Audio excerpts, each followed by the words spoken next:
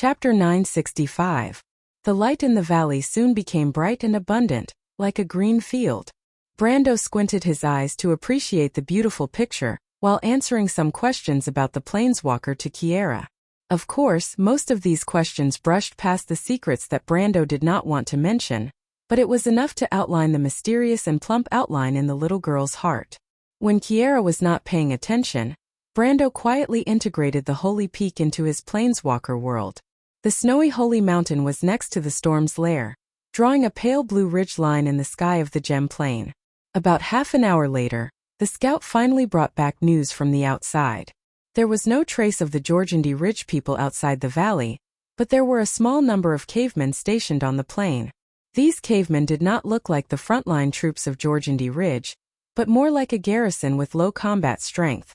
After receiving this news, Brando was completely relieved. This meant that the main force of Georgandy Ridge had indeed gone to Asgard, and the remaining old, weak, sick, and disabled were just to prevent the garrison of Loneport from causing trouble. But it was impossible. In the heart of the Empire, except for the private soldiers of the nobles and the knight, the city guards had no combat strength at all. In addition, Rogers and others brought back another piece of good news. They had contacted the garrison of Loneport. Loneport, the largest port in the south of the Sublime Sea, the Pearl of the Sea. The port was most famous for the huge white towers along the bay. These towers were relics left behind before the War of the Holy Saints. The Myrnas used these towers, which were hundreds of meters tall, to collect the wandering magic power in the air. This technology had long been lost after the War of the Holy Saints, but today, thousands of years later, there were still a few towers that could operate, but their owners had changed to the Ansloys who lived on the coast. These towers were still decreasing at the rate of 2 per decade. It was estimated that in 30 years, the last tower would be shut down due to the aging of the equipment. After that, these white towers would truly become historical witnesses. One day, they might be eroded and fall apart by the wind, or they might stand on the shore of the bay forever, becoming a unique and eternal scenery here. When the Erewhon diplomatic corps crossed the coastal plain, they saw these legendary white towers. They stood alone in the distant sky, a bit like windmills without blades. The Erewhon members in the diplomatic corps were amazed by the spectacular scene, and even the tension under the dangerous situation was diluted. The cruise people, who were used to seeing such sights, were much more depressed. Their eyes were more attracted by the faint smoke column in the northern sky, which was in the direction of Loneport. It meant that, as Brando expected, a few dragons had already arrived at the port. As for whether they only burned the ships, it was unknown. Most people cast their eyes to the center of the group, in the direction of Brando, although the latter promised that there would be ships in the port. Although the port had been informed, the reception of the envoy group was very cold. The guards who led them into the city looked apathetic, but when they saw the long line of cruise nobles at the back of the group, they took a few more glances and looked lifeless as if they had lost all hope. After entering the port, everyone realized that the situation in Lone City wasn't optimistic either. The Dragon Queen seemed to have wreaked havoc in the port before this. Charred remains of buildings and traces of explosions could be seen everywhere. Along the way, the group passed by a few temples. The square outside the temples was overcrowded with moaning wounded people. Seeing this scene, everyone subconsciously became silent. After the group passed through half of the port, the local consul came to greet them. The mayor of Loneport was originally the second son of Count Alcorn, but the mayor had died in the battle when the dragon attacked the port a few days ago. At that moment, the entire city was managed by Viscount Wallace, the mayor of the port. This man was an unambitious and mediocre person. At first, he received a report from the guards that the envoy group of Erewhon had arrived outside the port. In fact, he was reluctant to take the time to receive these people from Erewhon. This was because Brando didn't point out that there were cruise nobles in the envoy group, especially Count Alcorn and others. But when the second identity was confirmed, Brando added this small detail. Sure enough, Count Alcorn's subordinate hurriedly rushed over after inquiring. Along the way, he was cursing these despicable people of Erewhon for giving him trouble. Why didn't Lord Alcorn say earlier that the envoy group was in the envoy group? Little did he know that the one who set him up was his fellow cruise compatriot. Regarding the news of his son's death, Alcorn appeared to be very calm. He had 6 sons, and in this era of war, it was very normal for his subordinates and children to die unexpectedly. Besides, he himself was a soldier. After listening to Walla's apology, he even comforted the latter with a few words, which made the latter feel flattered. The next step was to transfer the power of the mayor. Wallace was indeed not very capable. He made a simple transfer process extremely complicated and full of loopholes. Brando was secretly amused. The person who was the best at administrative work under him was naturally Amandina. When he compared the two of them, it was obvious who was better. He even insulted Amandina. It should be said that they didn't belong to the same world at all. And the embarrassed Count Alcorn's expression wasn't any better. If it weren't for the fact that the Viscount had worked hard even if he didn't have any merits, and that there was no other person in the port who had the relevant experience at the moment, the poor Viscount would have been thrown into prison immediately. Just his messy accounts alone would be enough. In the end, the Count finally couldn't stand it anymore. He stopped the man and asked straightforwardly, "Are there any ships in the port that can sail the ocean?" When Wallace heard this, his face fell. He replied with a bitter face, "Count Alcorn, we were attacked by a group of draconic beasts a few days ago. I'm afraid we can't even get a sampan in the port now, let alone a ship that can sail the ocean." When Count Alcorn asked this question, he and Wallace were not the only ones present. When the others heard Viscount Wallace's answer, they immediately turned their heads to look at Brendel, who was in the middle of the crowd. Of course, Brando knew what they wanted to ask. He waved his hand to everyone and said, "Don't worry. If I say there are ships, there will naturally be ships. But before that, we still have to prepare 2 things. When the crowd heard him say that, the commotion that had just occurred immediately calmed down. Viscount Wallace saw this scene from the side and couldn't help but be shocked. He had always thought that this group of people should be led by Count Alcorn, but now he realized that the real leader seemed to be this young man. He still didn't know the identity of Brando and Erwin. For a moment, he took a few more glances at the young man and wondered who this guy was. Could he be the illegitimate son of a Grand Duke? But if he knew that Brando was just the leader of this envoy group, he would probably be even more surprised.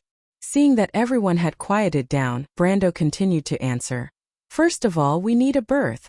Mr. Wallace, are there any special berths in the port?"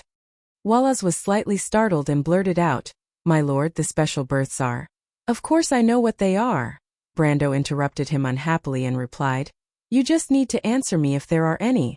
As for what was originally in the berth, I don't care. You just need to clear it out, even if it's Her Majesty's ship. As for any problems, you just have to be responsible to me." This harsh tone almost shocked Wallace. He couldn't help but look at Count Alcorn beside him. After finding an affirmative answer from the latter's expression, he replied to Brando with a respectful and fearful attitude, "Of course there are, my lord. From the special berths to the anchor posts of the sampan, you can have whatever you want because there's not a single ship in the port at the moment.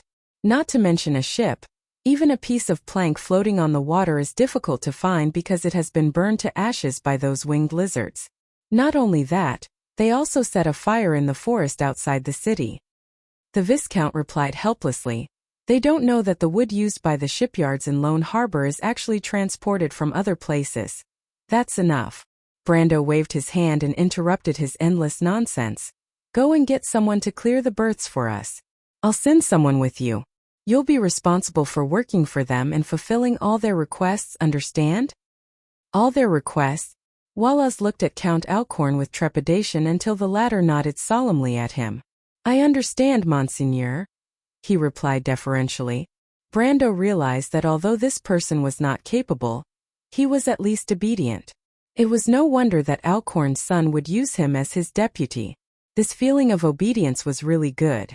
In comparison, according to the game's terminology, although Amandina's political ability attribute might be as high as 99 points, her demands for the Lord were a little too much. She was not allowed to do this and was not allowed to do that. Furthermore, she often questioned his decisions, which made him want to cry but have no tears. "The second point," Brando said to the others, "the Dragon Queen may not let us act freely. Destruction is inevitable. We have to determine a safe route and confirm the movements of the Georgandy Ridge Army outside the city. In short, we have to have a comprehensive understanding of the recent situation and the surrounding environment of Lone Harbor. It will take us 1 to 2 days to set off.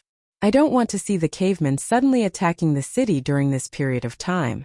Count Alcorn, you're the local lord, so I'll leave this matter to you. Count Alcorn glanced at him and nodded slightly. Mr. Wallace.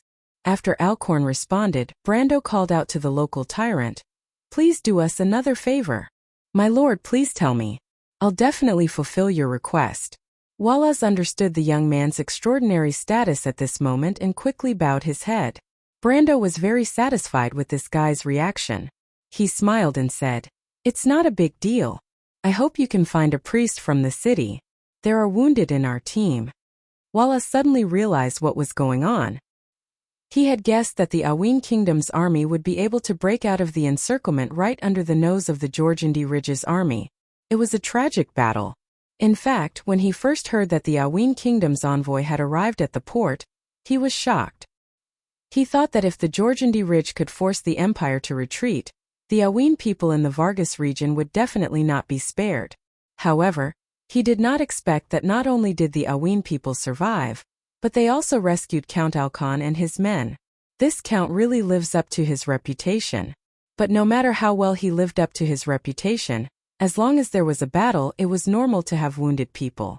However, the Viscount never dreamed that Brando's so-called member at this moment was actually only one person, and that was the daughter of the Empire's Prime Minister. Since that night, the latter's condition had fluctuated between good and bad. At the worst, she almost lost her life. But Brando never dreamed that this crazy woman would be rescued by Mistress Mithril at the last moment. After that, the Silver Dragon Mistress told him that she thought this little human woman was Brando's friend. She helped Brando because she wanted to thank him for saving her. Brando could only smile bitterly when he heard that. He could only blame this lady for not being fated to die. To be honest, as far as he was concerned, he felt that Delphine would feel better if she was dead than alive. Because even the dragon race wasn't omnipotent after all. The Silver Dragon Mistress could at most keep her alive, and this process was incomparably painful. These few days, perhaps it was worse than hell for this young lady, if she could feel it.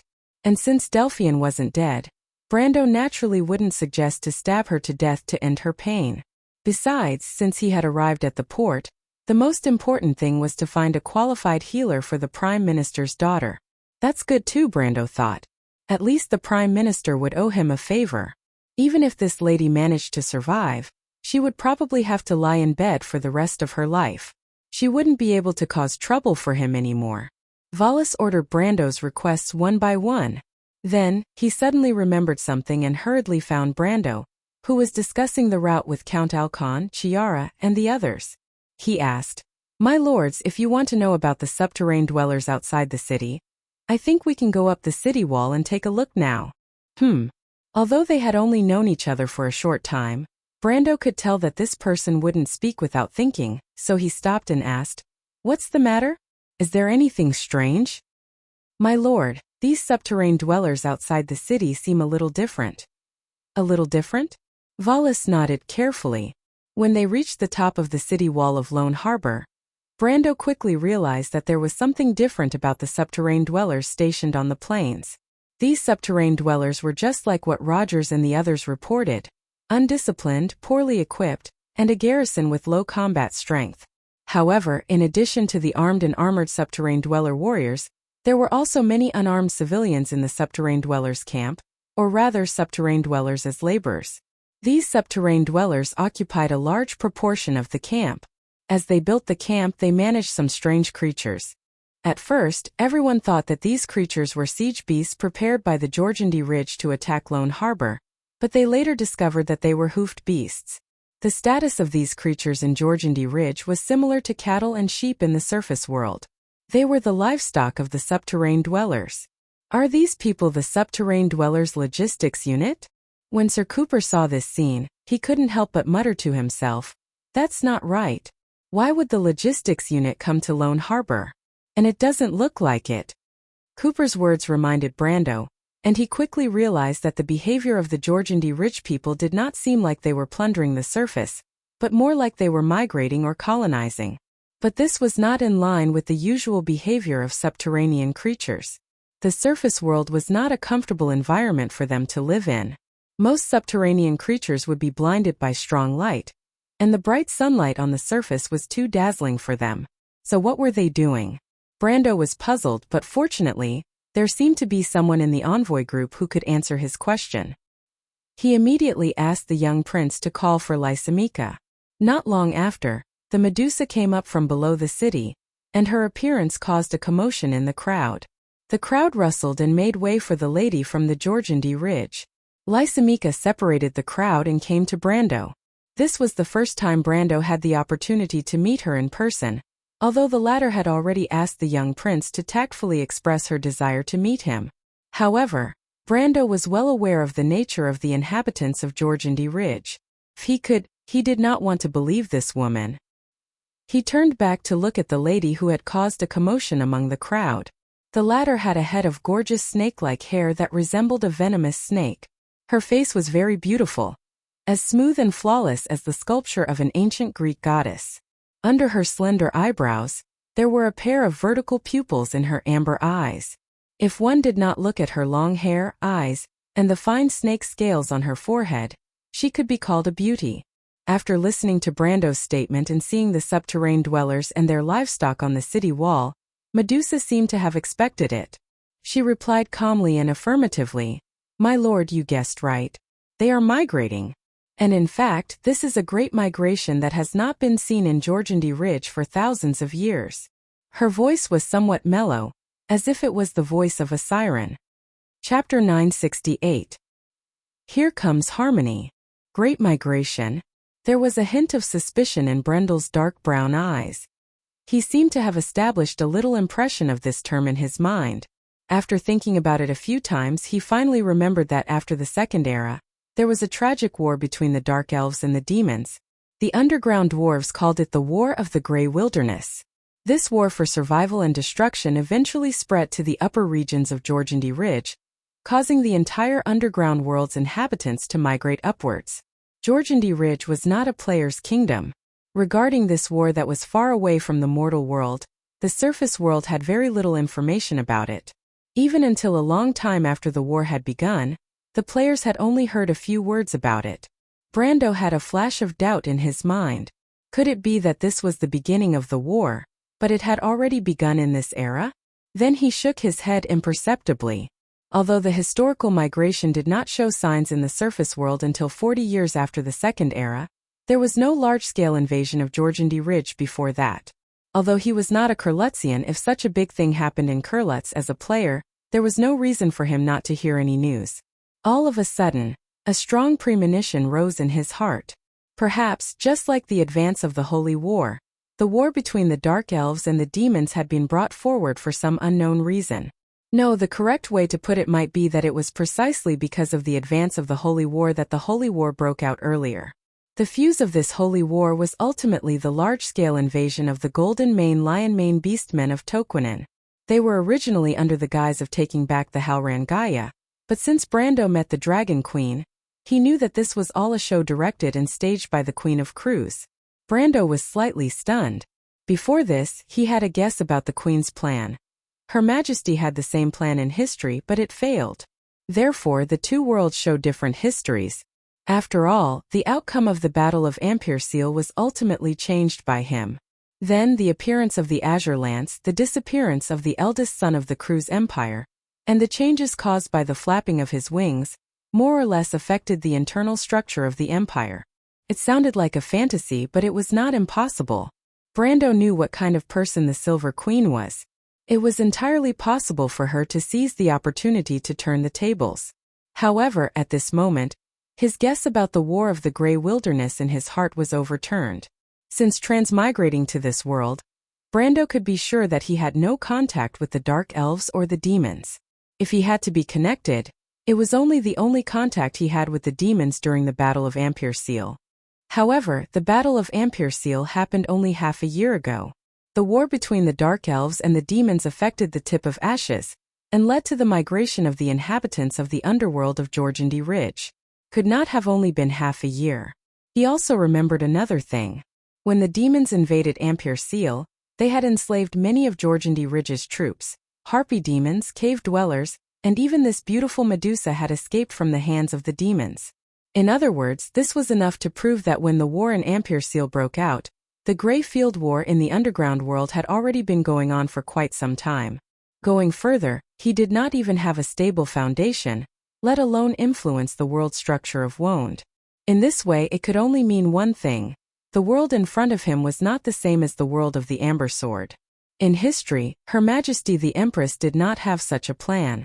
The history and future of the two worlds were originally walking on two parallel paths that were similar but not intertwined with each other. What Senior Sister said might be true. Brando could not help but take a light breath. This fact was a little difficult for him to accept.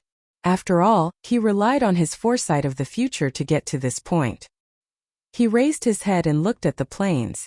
His light brown eyes looked past the cavemen's tents, the migrating pack animals, and the Jorgendi Ridge flag that fluttered in the wind like pieces of cloth. His eyes were filled with an indescribable color. It was as if he saw the flow of time, the torrent of history rolling forward, crushing everything he knew. He even broke away from the shackles of space and could see the winding and complicated river of fate coiling above the mountains and plains. A layer of hazy fog shrouded the entire Erewhon, and even the entire Wond. This was the fragmented foresight and future. But gently shaking his head, Brando could not help but be surprised to find that he did not seem to be too afraid of this result. It felt as if, after going through numerous challenges and tempering, the weak and illusory reliance on the future in his heart, which could turn into bubbles at any time, was truly destroyed. His heart became firmer instead. An indescribable confidence seemed to have turned into a shining sword in his hand. As long as he held it tightly, he could feel the real and cold touch of the sword. Those who stood behind him and relied on him were like the source of his strength. Brando even had a feeling in his heart that with such power, as long as he waved the sword gently, the fog in front of him seemed to disappear naturally. Behind the fog there was a broad road. That was Erewhon's destiny, and also his destiny. History may have changed, but he had a feeling of controlling his own destiny and pulse. This strange feeling was wonderful and tenacious, rooted in the depths of his heart. Lysimachia naturally did not know that her simple opening remarks would cause so many feelings in the young feudal lord's heart. She saw Brando's silence and then looked at the expressions of the others. The nobles present were all stunned. Obviously, they did not understand what this so-called Great Migration meant. Lysimachia seemed to be very satisfied with the effect of her words, and did not continue to speak. She was a woman who was very good at the art of speech. Naturally, she understood that at this time, it was best to let these humans lead the conversation, so that her next description could be more deeply rooted in people's hearts. Sure enough, as she expected, after a moment a well-dressed male noble asked, "This beautiful lady, I don't quite understand what you mean by migration." His words obviously represented the thoughts of most people present.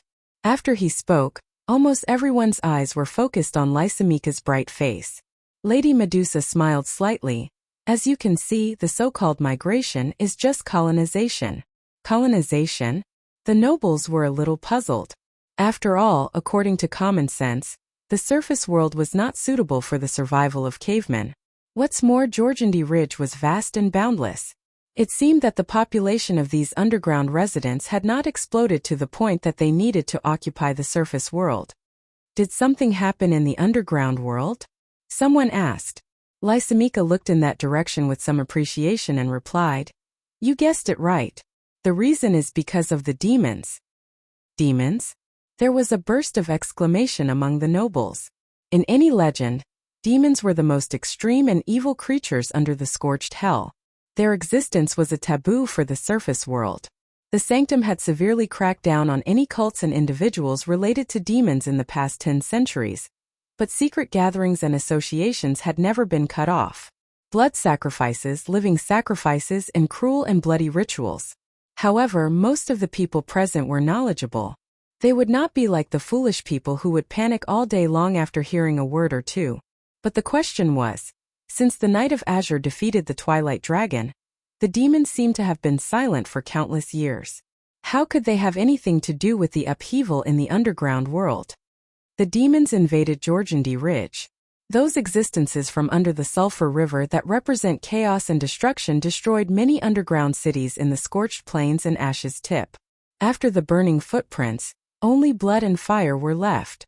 The residents living here were naturally not spared, including me and my people. Lysimachia seemed to recall something, and a look of horror flashed across her face. What did you say? Martha above, are those scorched hell monsters ready to make a move again? This time it was obviously not just a cry of surprise. Lysimachia's words caused quite a commotion among the crowd, and there was a sudden burst of noise and surprise among the nobles. Everyone seemed to be digesting this information, and they all had different expressions. Especially at this time of year, it was inevitable that people would associate the abnormal behavior of the demons with the rare magic tides. This was obviously not a wonderful association. Most people's faces were a little pale. Some people could not help but remember the Battle of Ampere-Seal half a year ago. The power struggle between Erewhon and the Holy Cathedral of Fire had diluted the shadow of the demons behind the war. But now they recalled it again. Could it be that the prophecies of those damned doomsday believers are true? The rare magic tides are changing the future, and the era of mortals is coming to an end? Will the Twilight Dragon really be resurrected from the chaos, and those demons of the scorched hell are just its vanguard? Whispers sounded in the crowd, and those who were a little timid couldn't help but shiver. After all, if this was the case, then it was the last chapter of the Dark Prophecy, the precursor to the end of the world, the Twilight Battle. The discussion of the nobles finally brought Brando back from his contemplation. He frowned slightly when he heard the word demon. As for the doomsday believers mentioned by the nobles, they were the guys who wandered the streets and alleys, hiding their heads and tails. Due to the ban and search of the Holy Cathedral, these people did not dare to preach in public, and only dared to pass on the so-called doctrines in private. A considerable number of them were cultists themselves, and most of the rest had ulterior motives. It was really debatable how credible the prophecies of these people were. However, this worry was not groundless. Although many legends said that the Azure Knight killed the Twilight Dragon, as a player, Brando knew that as the final boss of the Amber Sword, the Twilight Dragon would eventually meet the players. Moreover, in the real Pale poem, the Azure Knight only sealed the Twilight Dragon, and brought about the beginning of the era of mortals. The recovery of chaos was inevitable. After the great magic tide formed in the game, the War Slate and the Calamity of Wolves appeared one after another, followed by the war between the Eternal Night and the Wizards. Until he crossed over, there were actually signs of the Twilight Battle coming again, but all of this was still too early for the current wound. When Brando thought of this, his heart suddenly skipped a beat. Is it really too early? His gaze subconsciously crossed the battlements and once again fell on the plains. The cavemen gathered there seemed to be some kind of sign, or a subtle voice in his heart, reminding him of something. What exactly happened in the Sulphur River under the scorching hell? Why did the war between the Dark Elves and the demons break out so early? He subconsciously turned his head and his gaze met Maynard's behind him. Brendel was surprised to find that the female knight was also looking at him. The latter's dark eyes were faintly tinged with purple, and clearly carried the same worried look. What an eventful time! He sighed deeply. The great magic tide formed in advance, and the Azure Lance just happened to suddenly appear at this time. The strong intervention of the Empire and the abnormal enthusiasm of the Bugas for the mortal world. Yes, there was also the return of the Silver Elves.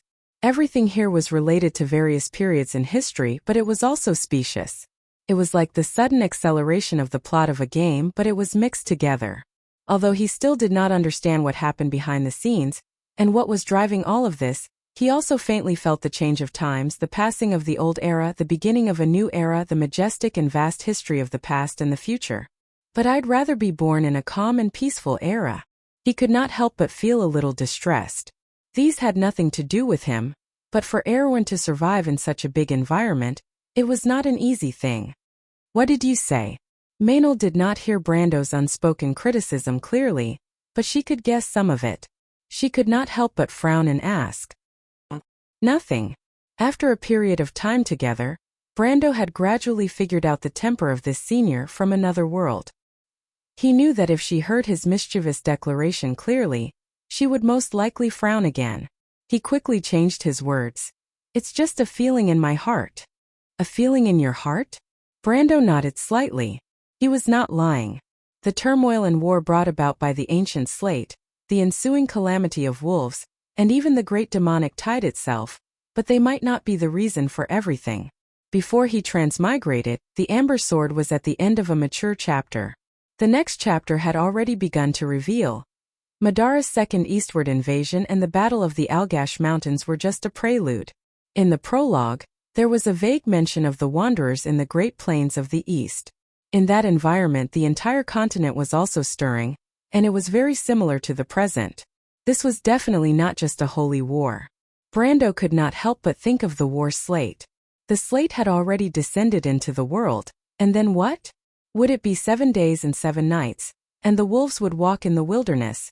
Looking west from Lone Harbor's Main Street, King Street, the snow-white streets and rows upon rows of roofs descended. At the end of one's vision, they converged on a blue mirror.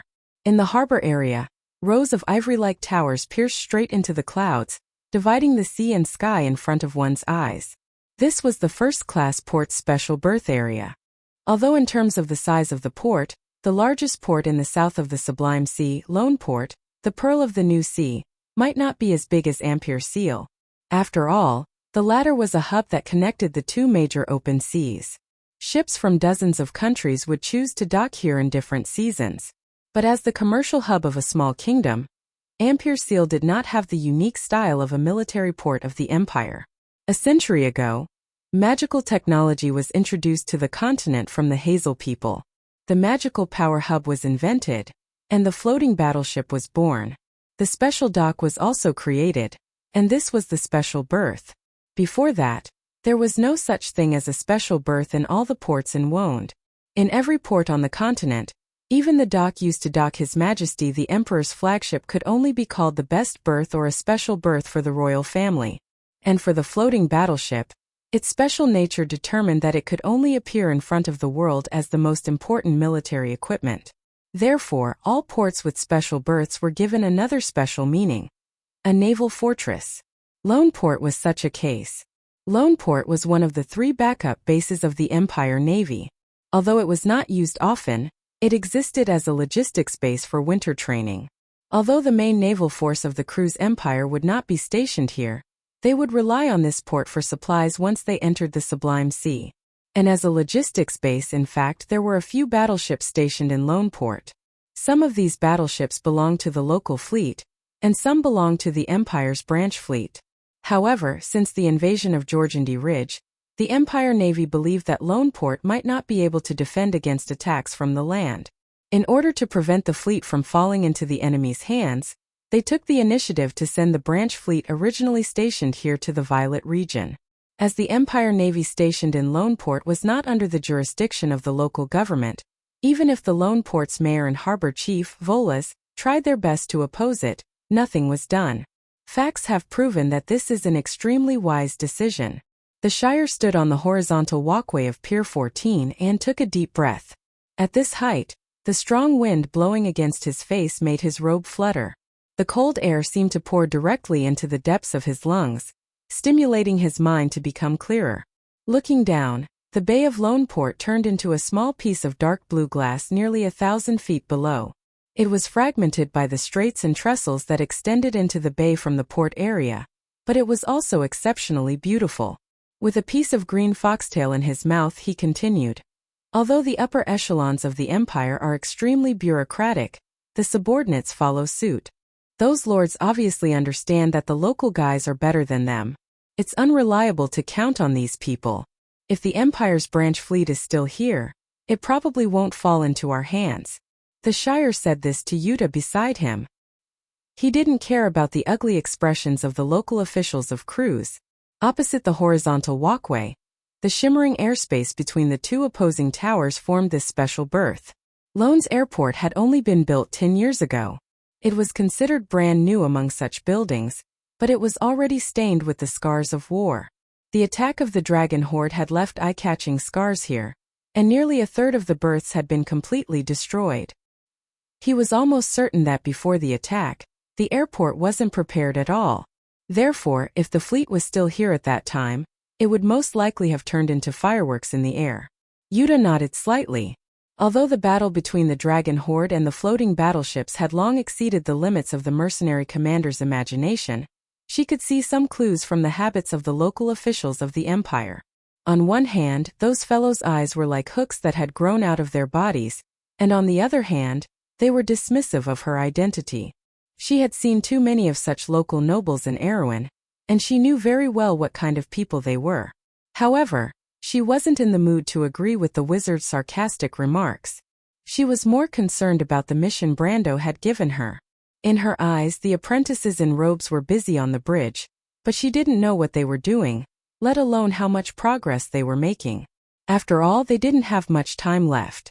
She couldn't help but anxiously look at the indifferent young wizard. The latter's attitude made it difficult for her to calm down. "Mr. Shire is the Lord?" Yuta finally couldn't help but ask. But before she could finish her sentence, she saw the Shire turning his head and waving his index finger at her. The latter raised his head and stared at the shimmering airspace between the towers. His eyes were bright as if he had found something interesting. "Sure, Madam Yuta. There's movement." It was as if a ripple was rippling out from the empty space, like a stone thrown into the calm water. "I've made contact, Sir the Shire," an apprentice shouted, his voice intermittent in the wind. "Very good, immediately cast the anchor point." Oh. Chapter 969. Don't you think I've become more powerful? Valhalla was no longer what it used to be. This jade-like city of trees grew day after day under the careful care of the light spirit. Its branches grew luxuriantly, and the silhouette of this giant tree could be seen in many places in Menta, Abes, and even the entire eastern region of Tanajil. However, in the eyes of the locals there was a difference compared to 4 months ago.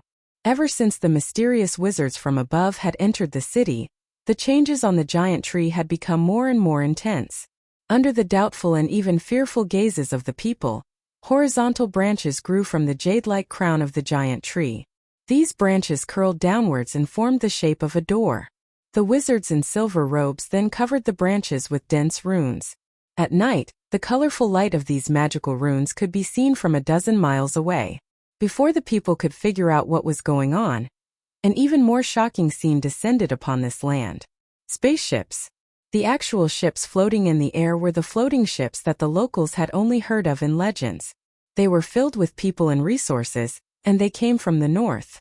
At first, there were only a few of them, and then there was a dense fleet. Some of these spaceships came and went, while others docked beside the giant tree. In just half a month, Valhalla had the beginnings of a spaceport. It was only now that everyone realized what the mysterious wizards were doing. The spaceport bridge formed by the trunks of Valhalla had a natural advantage compared to the spaceport towers built by the humans on the ground. It was more like a dock built by the Bugas on top of the floating city. Therefore, the wizards from the Silver Institute were more proficient in designing such a spaceport. The construction of the spaceport that was part of the deal between the two parties was progressing very quickly. Manade, the silver-robed wizard, stood on the bridge and looked at the completed Pier 11 and the embryonic Pier 12 and 13. However, his gaze was not to admire his colleagues working on the spaceport. Instead, it was to stare at the ripples of space that rippled between the curled tree doors. The anchor point's coordinates are south of Andrea's Sublime Sea. While he was still in a daze, a silver-robed adept had already reported a series of data accurately. Manade suddenly woke up from his stupor. His silver eyes flashed slightly, and he immediately turned around and ordered, "Go and invite Miss Amandina over." He hesitated for a moment. "And Senator Tanya." Immediately. Then he added another sentence. A gust of cold wind blew over the city wall from the sea, bringing with it the scent of rain. After the midsummer, the Sublime Sea still had a rainy season, and such a sea breeze usually indicated the arrival of a storm. The little prince sneezed in the cold wind, and Brando patted him on the shoulder. He knew that only a few people had expected this. He raised his head and looked at the nobles of Cruz present. Although the previous topic of the Twilight Dragon's revival sounded scary, it was still too far away for mortals. After a short period of panic and astonishment, the nobles of Cruz quickly calmed down. After all, even if the Twilight battle was really coming, it was useless to be in a state of panic all day long. Besides, compared to the fate of Wond in the future, the current predicament was more important. Living in a drunken stupor and enjoying life in a timely manner was the patent of the nobles. Brando even saw some nobles trying to compliment Lysimachia. "I'm sorry to hear about your unfortunate experience, beautiful lady, but after all, you finally escaped and came to the surface world. Isn't that at least something to be thankful for?" The one who spoke was an elegant middle-aged noble. He was complimenting a beautiful lady. It didn't matter if the lady had snake hair or vertical prismatic pupils. It wasn't a shameful thing in any noble circle on the continent of Vaunt. On the contrary, it reflected their gentlemanly demeanor. Brando shook his head gently, but Medusa seemed to enjoy such compliments. She smiled slightly. "That's true, but what's slightly correct is that I can appear here not only because of the blessing of the god of luck." Hearing this, Brando frowned subconsciously. He looked in that direction and saw Lysimachia casting an inexplicable gaze in his direction. "I can appear here and get to know you gentlemen thanks to the rescue of a heroic knight. The demons who enslaved my clan were summoned by some evil forces in the surface world and invaded the kingdom of Erewhon. It was this gentleman who led your human army to defeat this demon army and rescue me. In fact, I haven't had the time to thank him in person." Lysimachia's voice was charming and pleasant, but Brando could not help but frown more deeply when he heard it. He even felt a few envious gazes looking at him from the other side. The battle in Ampere Seal had not happened long ago, but this battle involved the Holy Cathedral and the people of Erewhon, as well as several behemoths within the empire. There were even eye-catching words like demon invasion, so it had become familiar among the nobles of the empire in just half a year. These people were naturally familiar with the legendary young nobles under Princess Erewhon in that battle. They naturally knew who Lysimachia was talking about. Being able to get the gratitude of such a great beauty was naturally enviable. Only Brando himself was still frowning. The gratitude of a Medusa did not sound right. Although Lysimachia described herself as a weak woman, Brando was very calm in his heart. These matriarchal followers of the underground clans were not necessarily kind people. The surface world had another name for them: Gorgons. This name was to describe the indifference and selfishness of these creatures, and their fondness for scheming. In particular, he also knew that although these guys did not get along well with the dark elves of the Tip of Ashes, the culture of the two seemed to be of the same origin. Excluding the conflict of beliefs, their personalities were jackals of the same lair. Of course, this was not surprising because it was the basic law of survival in the underground world. In the dark underground, scheming against each other was as common as eating rice. "She has been asking His Highness Haruz about you for a long time." At this time, Maynard whispered after glancing in that direction. Brando was slightly startled, probably not expecting Maynard to take the initiative to remind him. He could not help but feel flattered and asked, "Why did you let this woman stay by the young prince's side? She obviously has ulterior motives." It was His Highness the young prince's decision, and Her Royal Highness did not object. Brando looked back at her in surprise. "You didn't object?" Maynard stared into his eyes and did not answer. "I understand. This is your attitude as a subject, but I don't think so." Brando could not help but shake his head. "So in the eyes of the royal faction, you also have ulterior motives," Maynard replied flatly. Brando was stunned for a moment before he realized that this senior was reminding him without leaving a trace. Yes, no matter how he integrated into this world, he was still him.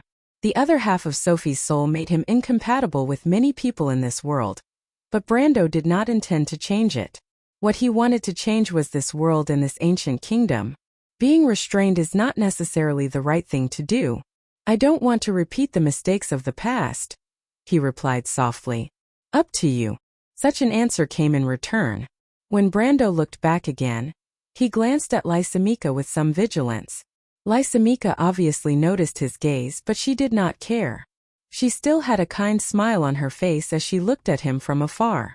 There was a deep meaning in her double-edged pupils, as if there was an unfathomable meaning. Brando frowned slightly, but to his surprise, Lysimachia did not walk in his direction. Instead, she looked away in a flash, as if everything before was really just a simple expression of gratitude. Is this a game of cat and mouse? Brando was a little stunned, but if this was really the woman's intention, then her hopes would be dashed. At the moment, he was not in the mood to interrogate the other party's intentions. Besides, he was not worried about what tricks this woman could play alone. If she came for him, he naturally would not be afraid of anything. If she came for the young prince or the elder princess, he believed that his senior would not be unaware. And it was at this moment that he felt a slight warmth in his palm, and he quickly opened his palm. There was a magic rune for the communication spell that he and the Shire had left behind.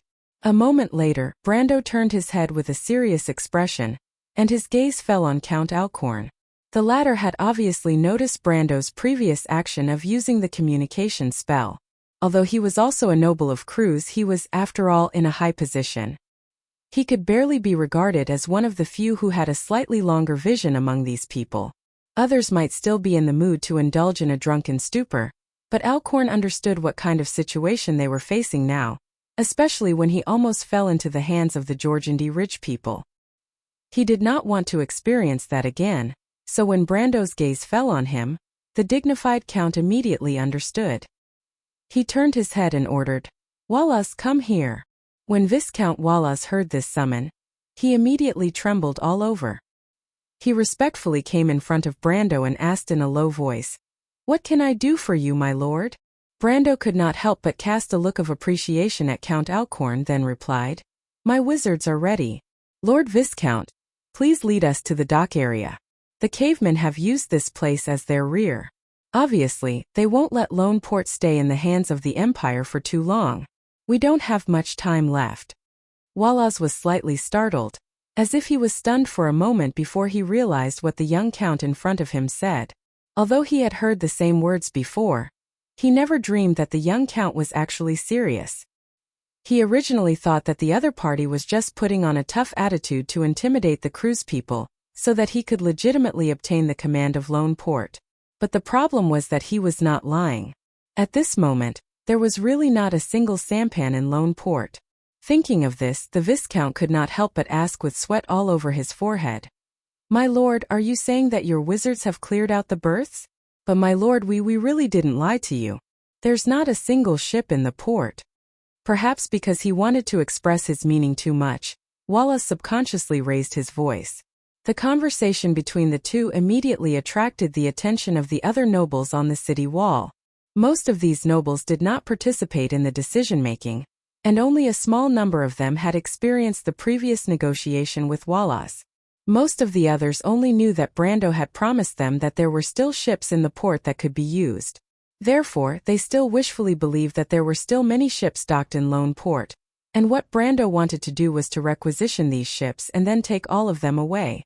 They did not know that almost all the ships in the entire port had sunk to the bottom of the bay at this moment. At this moment, when they heard Wallace's words, these nobles could not help but show a look of astonishment and even disbelief. After a moment of silence, someone immediately scolded, "What nonsense are you talking about, Mr. Wallace? What do you mean there are no ships? If there are no ships, how are we going to leave this godforsaken place?" The nobles were in a state of panic, and their doubts became louder and louder. Soon there was a buzzing sound, but these nobles were still aware of who held their fates in their hands. Obviously, their previous life as captives had at least made them understand who was the boss here. Therefore, few of them dared to question Brando. But even so, Brando still frowned. He couldn't help but sweep a cold glance at everyone present and said angrily, "All of you shut up." There was an instant silence on the city wall. After a while, a noble asked hesitantly, "But my lord—" "Shut up," Brendel interrupted them mercilessly. "I'm the one who's going to bring all of you out of this place, not the other way around. I'm not asking you to voice out your opinions, so all of you better be good and not make any noise." He stared back at the suspicious nobles with a sullen expression, then turned to look at Wallace. The latter obviously knew that he had messed up. He buried his head deeply, and his forehead was covered in fine beads of sweat. Brando glanced at him and replied coldly, "When did I ask you to prepare the ships? Or am I not speaking in Cruz? Mr. Viscount, I want you to take the gentleman here to the dock area. Do you need me to repeat it for the third time?" "But," Wallace replied with trepidation. He obviously could not imagine how the young count in front of him could conjure up a ship with his bare hands, especially when it was not just one or two ships. To evacuate Loneport and take everyone away, it would take at least an entire fleet. According to the pitiful Viscount's thinking, the young Count was obviously prepared to find a scapegoat to take the blame, and that scapegoat could only be him. How could he not be scared witless? No buts, Count Alcorn interrupted him first. Do as the Count says immediately. This. Wallace looked bitter, but since his lord had already spoken, he naturally had no room to refute. He could only sigh and walk down the city wall dejectedly. Count Alcorn naturally saw the expression on his subordinate's face. He looked at Brando calmly. Count Tonagel. Don't worry. Brando certainly understood what the person in charge of Loneport wanted to say. I won't joke with you at this time. You go to the dock area first and I'll be there soon. Hearing Brando's answer, Alcorn did not say anything more. He nodded gently, then turned and left. The other nobles on the city wall obviously noticed the conversation between the two, but since the leader, Count Alcorn, had already expressed his stance, the rest naturally did not dare to object easily. Everyone left the city wall one by one, leaving only Maynard by Brando's side. Did something happen? The female knight stared at Brando and asked. Brando was slightly taken aback. He did not expect her to be so observant. He did not know if she had noticed something from his expression or from his last sentence. He was stunned for a moment before he said, Nothing, it's not a big problem. You can go first. Maynard stared at him with her dark eyes without saying a word. After a moment, she calmly said, Are you from Buga? Brando's eyes widened in surprise. She could even guess it. For a moment, he almost found a trace of Allium Japonicum's unique familiar aura from this unsmiling female knight. Maynard stared at Brando's expression and seemed to have found the answer from his changing expression. She did not need to answer further. She gently turned around and said, You'd better hurry up. There's the smell of sulfur in the air. The Dragon Queen had obviously noticed that they had entered Loneport. The faint smell of sulfur in the air indicated the signs before the arrival of the draconic horde. Brando stared at Maynard's back for a long time before he turned around and opened his palm. The magic rune of communication on his palm shone brightly, but the image that appeared in his palm was not the projection of the Shire, but a delicate and beautiful little figure. To be precise, it was the full-body portrait of the sprite Lady Tanya. Lady Tanya, why did you come in person? What happened? Brando stared at the little figure and asked with a frown. Why are you surprised to see me? I asked Mr. the Shire to use magic to mediate the communication between us so that I could contact you directly, Mr. Brando, or should I say my lord? The sprite lady replied calmly. Get to the point. You're using my money now. Brando replied impatiently. The magic consumption of long-distance coordinates was enormous. It could be said that every second was burning money. To put it simply, I have good news and bad news. Which one do you want to hear first? I just want to know if you have prepared the things you promised me. Brando replied through gritted teeth. Tanya was silent for a moment. Of course, the Buga never go back on their word. Chapter 970. I feel like I'm stuck, but I should try my best to write a chapter. It's better to help Blackie's Calamity Descends get monthly votes. The shadow swept across the plains like a huge scythe sweeping across the meadow, causing waves of grass to fly. The troglodytes moving in the grass screamed and fled in all directions. A draconic beast was sweeping across the sky at a low altitude, followed by a second and a third, one after another. The huge wingspan covered the sky as the dragons moved across the sky. The strong wind lifted her long black hair, and the hair swept across her face. Modesty looked up at the scene with a little interest. From her vision, the vast horizon seemed to form a flat arc in the sky. At the farthest end of the arc, where her sight could not reach, the human city walls and the spires of the towers were shining. That was where the Loneport was. At this moment, the bells of warning were ringing loudly in the Loneport. One after another, fast horses carrying the port guard messengers shuttled back and forth in the streets and alleys. The storm-like sound of horse hooves fell on the stone slabs as if it fell on the panicked people. The harbor area was gloomy. A large number of harbor officials and the crew's nobles who had fled with Brando gathered here looked gloomily at the bay from time to time. It was as if even seeing a piece of wood floating on the sea would make them feel a little more at ease. Unfortunately, the water between the dozens of trestle piers that stretched straight into the bay was clean and empty. There wasn't even an extra wave. The troglodytes were gathering on the plains. The Griffin Knight who flew back from the plains also detected signs of the draconic beast's movements.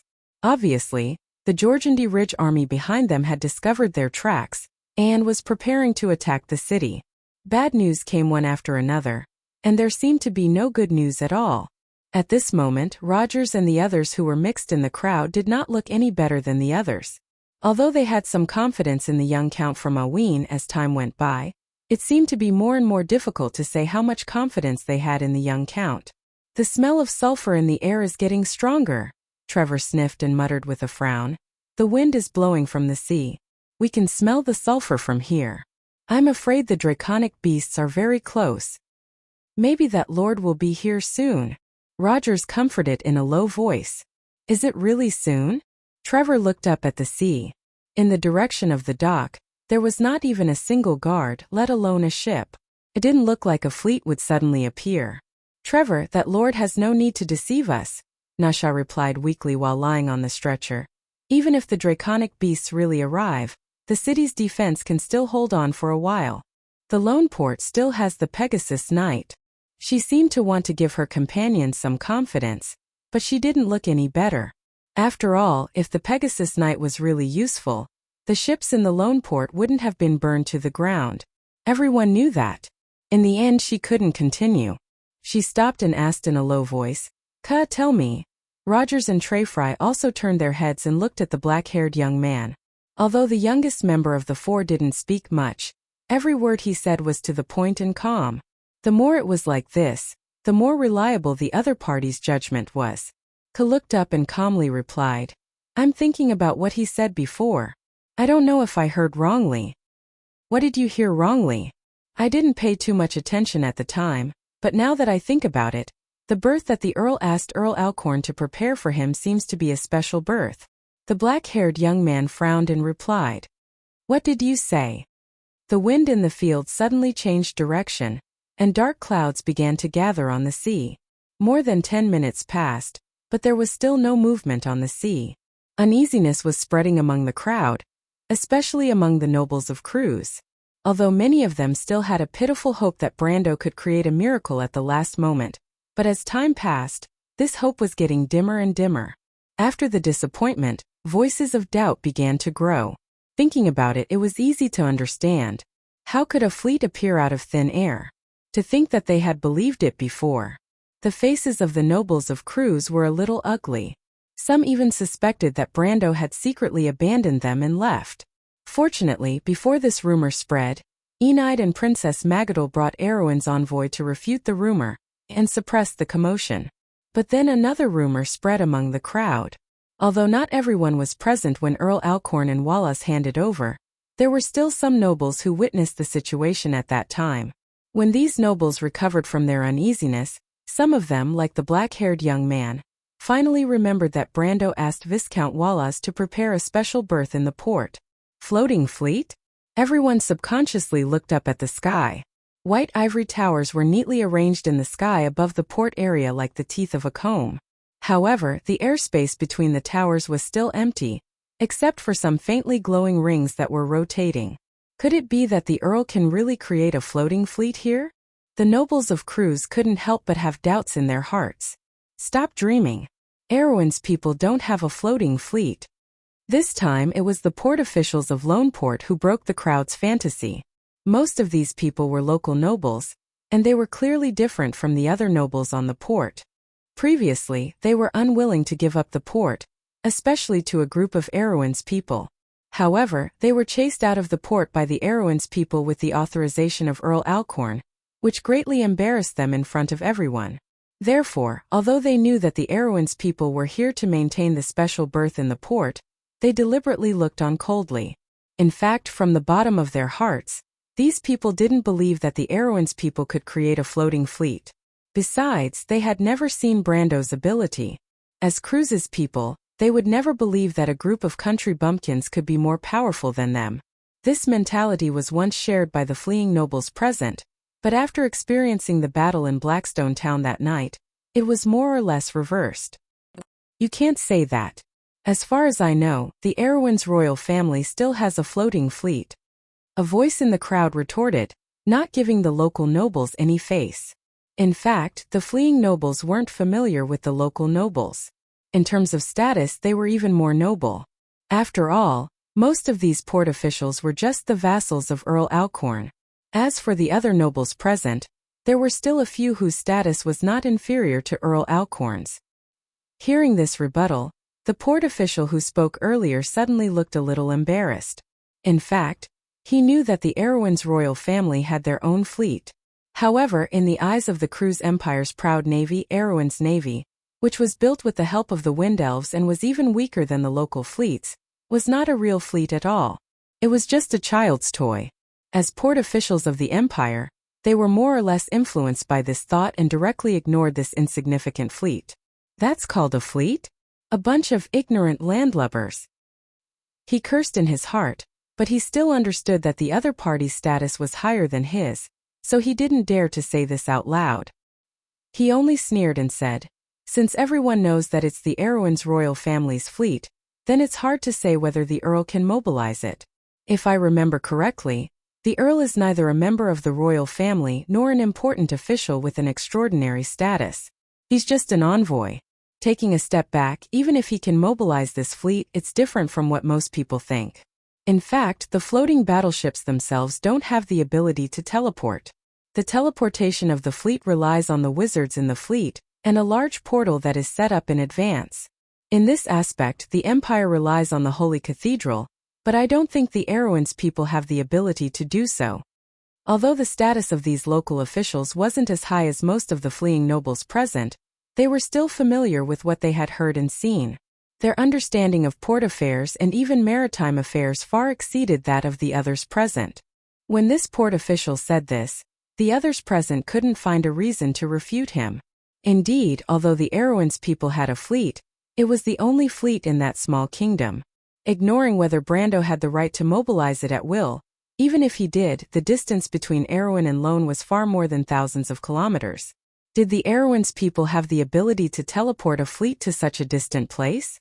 At least in the hearts of most people in Cruise, the Erewhon's people definitely didn't have the ability. Although they had to admit that the young Earl Erewhon in front of them was more outstanding than them, that was only an individual. It wasn't surprising that one or two geniuses could be born in a kingdom. Moreover, there was the example of sword sage Darius, so it wasn't something unacceptable for the nobles of the Empire. But fleets were different. The comparison of the naval strength between the two countries showed the difference in comprehensive strength between the two countries. Obviously, it wasn't something that one or two geniuses could change. And the difference between the Erewhon Kingdom and the Empire was obvious and couldn't be measured with words.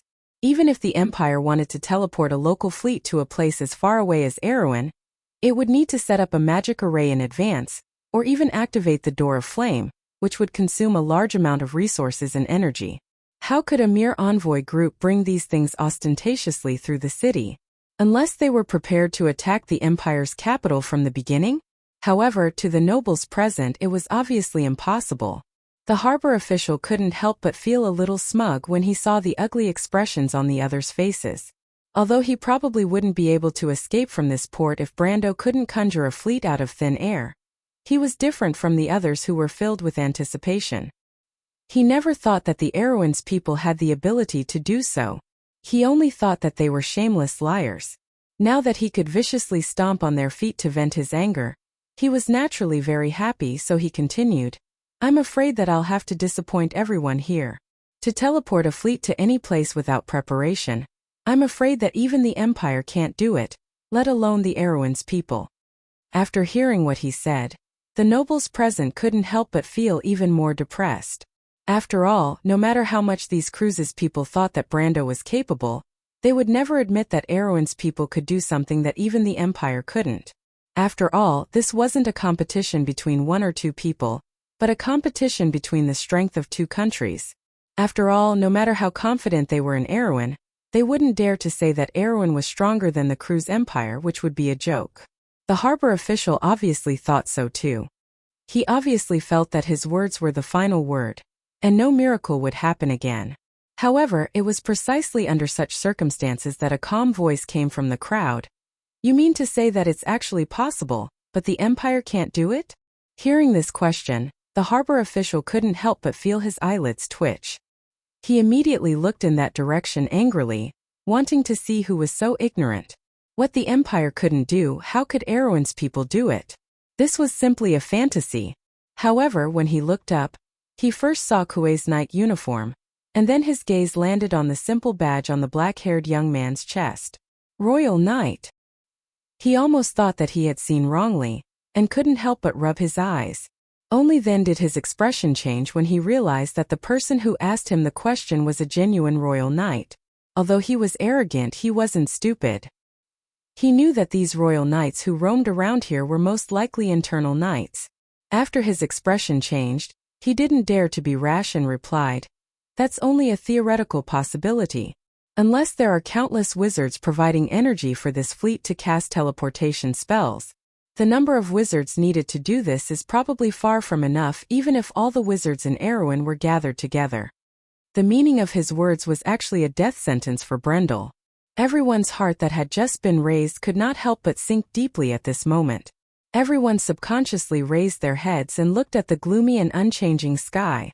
There was still not the slightest movement between the towers. Whether the Count was a liar or a miracle, it seemed like it would be revealed in an instant. "Do you see that?" Valles nodded as he stared at the horizon with a gloomy expression. Standing on the top of the airport tower, he could already see a group of dragons floating in the sky from the direction of the plains. "The Pegasus Knight Regiment is ready to take off, but I'm afraid it's useless. Unless the Griffin Knight Regiment of the Border Garrison Legion is here, I'm afraid they won't be able to buy much time," Valles replied stiffly to Marjorie. Not long ago, Brando had sent this young officer to negotiate with him. After Valles finished speaking, he couldn't help but look at the bridge again. As the person in charge of the port, he was different from the short-sighted officials below. After all, he could see what the wizards from Erewhon were doing. These wizards and apprentices were really maintaining the port and not pretending. For a moment even he almost believed that the Count could conjure a fleet out of thin air. Otherwise, there was no way to explain why the Count was doing all this useless work. But the problem was, just like the port officials below, he could not figure out how Brendel managed to send Aween's royal fleet to this place no matter how hard he racked his brains. "Mr. Marjorie," Valles couldn't help but ask with some difficulty, "do you really think that your captain can mobilize Erewhon's royal fleet to this place? I mean, we don't have much time left." When Marjorie heard this sentence, he withdrew his gaze from the horizon and looked at the old man strangely. He replied, "When did I tell you that Erewhon's royal fleet would come here? I'm the petty officer of the royal fleet. I can tell you clearly that the Count is not qualified to mobilize the royal fleet." "Huh?" Valles was almost stunned. He looked at the latter dumbfounded and asked with a trembling voice, "Then what are you doing here?" Marjorie shook his head calmly. "I don't know, but the Count has his own ideas. As a soldier, I only need to obey orders." Valles almost blacked out when he heard this. The only hope they had was that Brando could mobilize Erewhon's royal fleet here. Even so, in his opinion, it was already a miracle. But now this young petty officer was telling him calmly that their Count might really conjure a fleet out of thin air for them. The problem was, with Martha above, was such a thing possible? Viscount Valles felt that even if the sun rose from the west, such a thing might not happen. He looked at Marjorie dumbfounded. After a moment of dizziness, he seemed to remember something.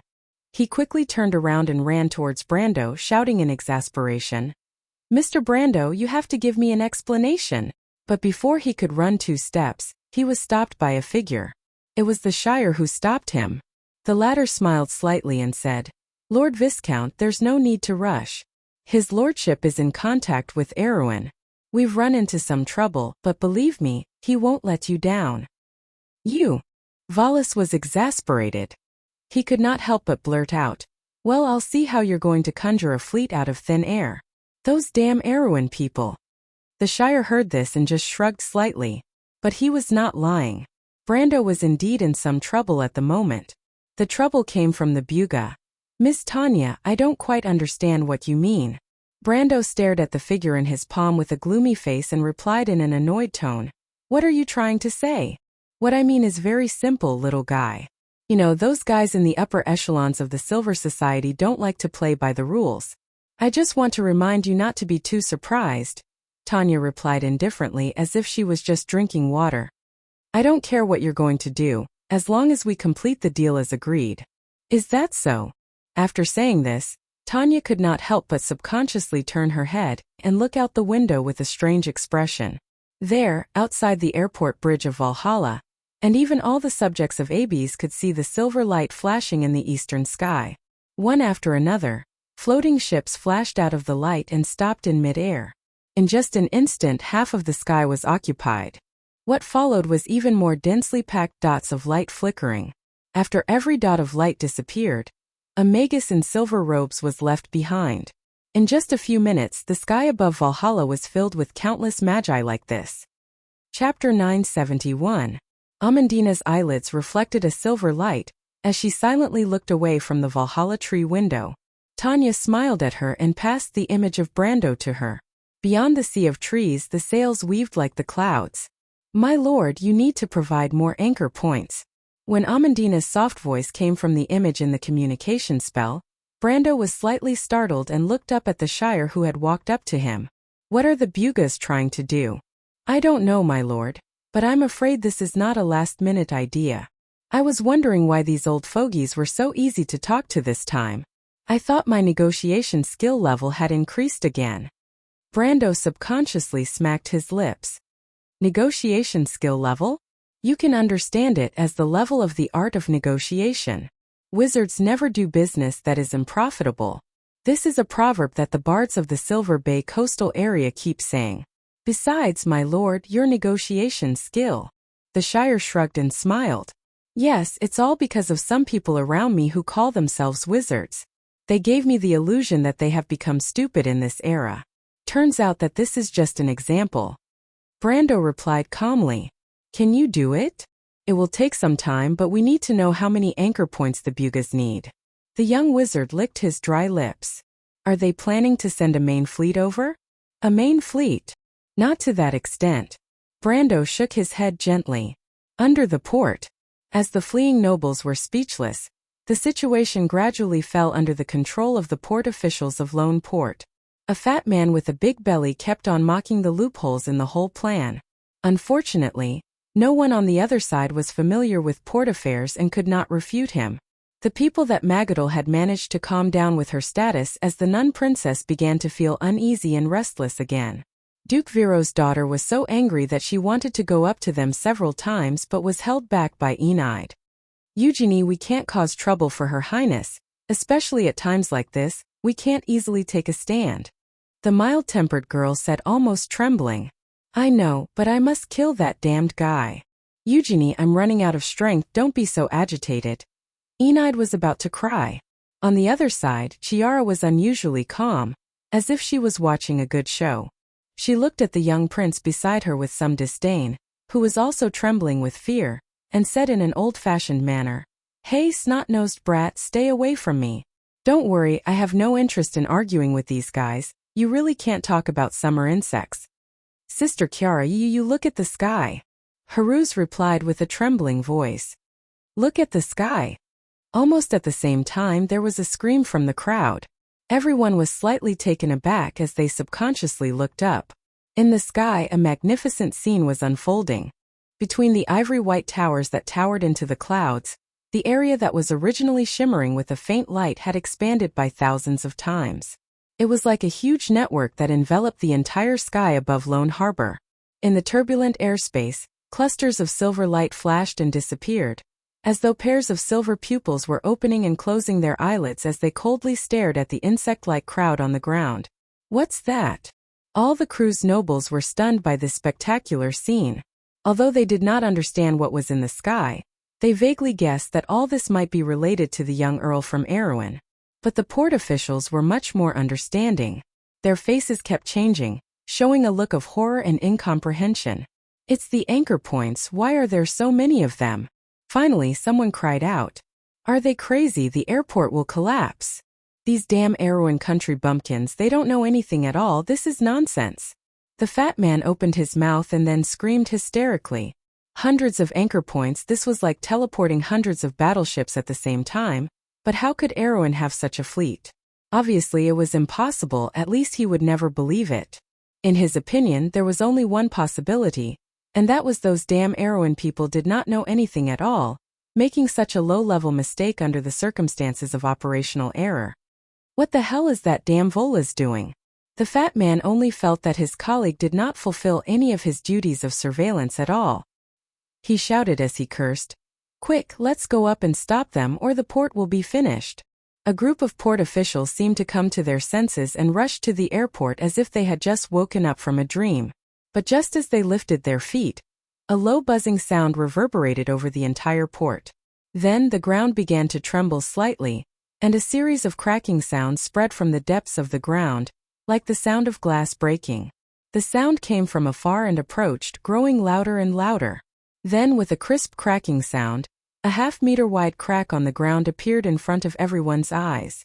This crack extended from under the airport and pierced into the depths of the dock area, as if tearing the entire lone port apart. Everyone was stunned.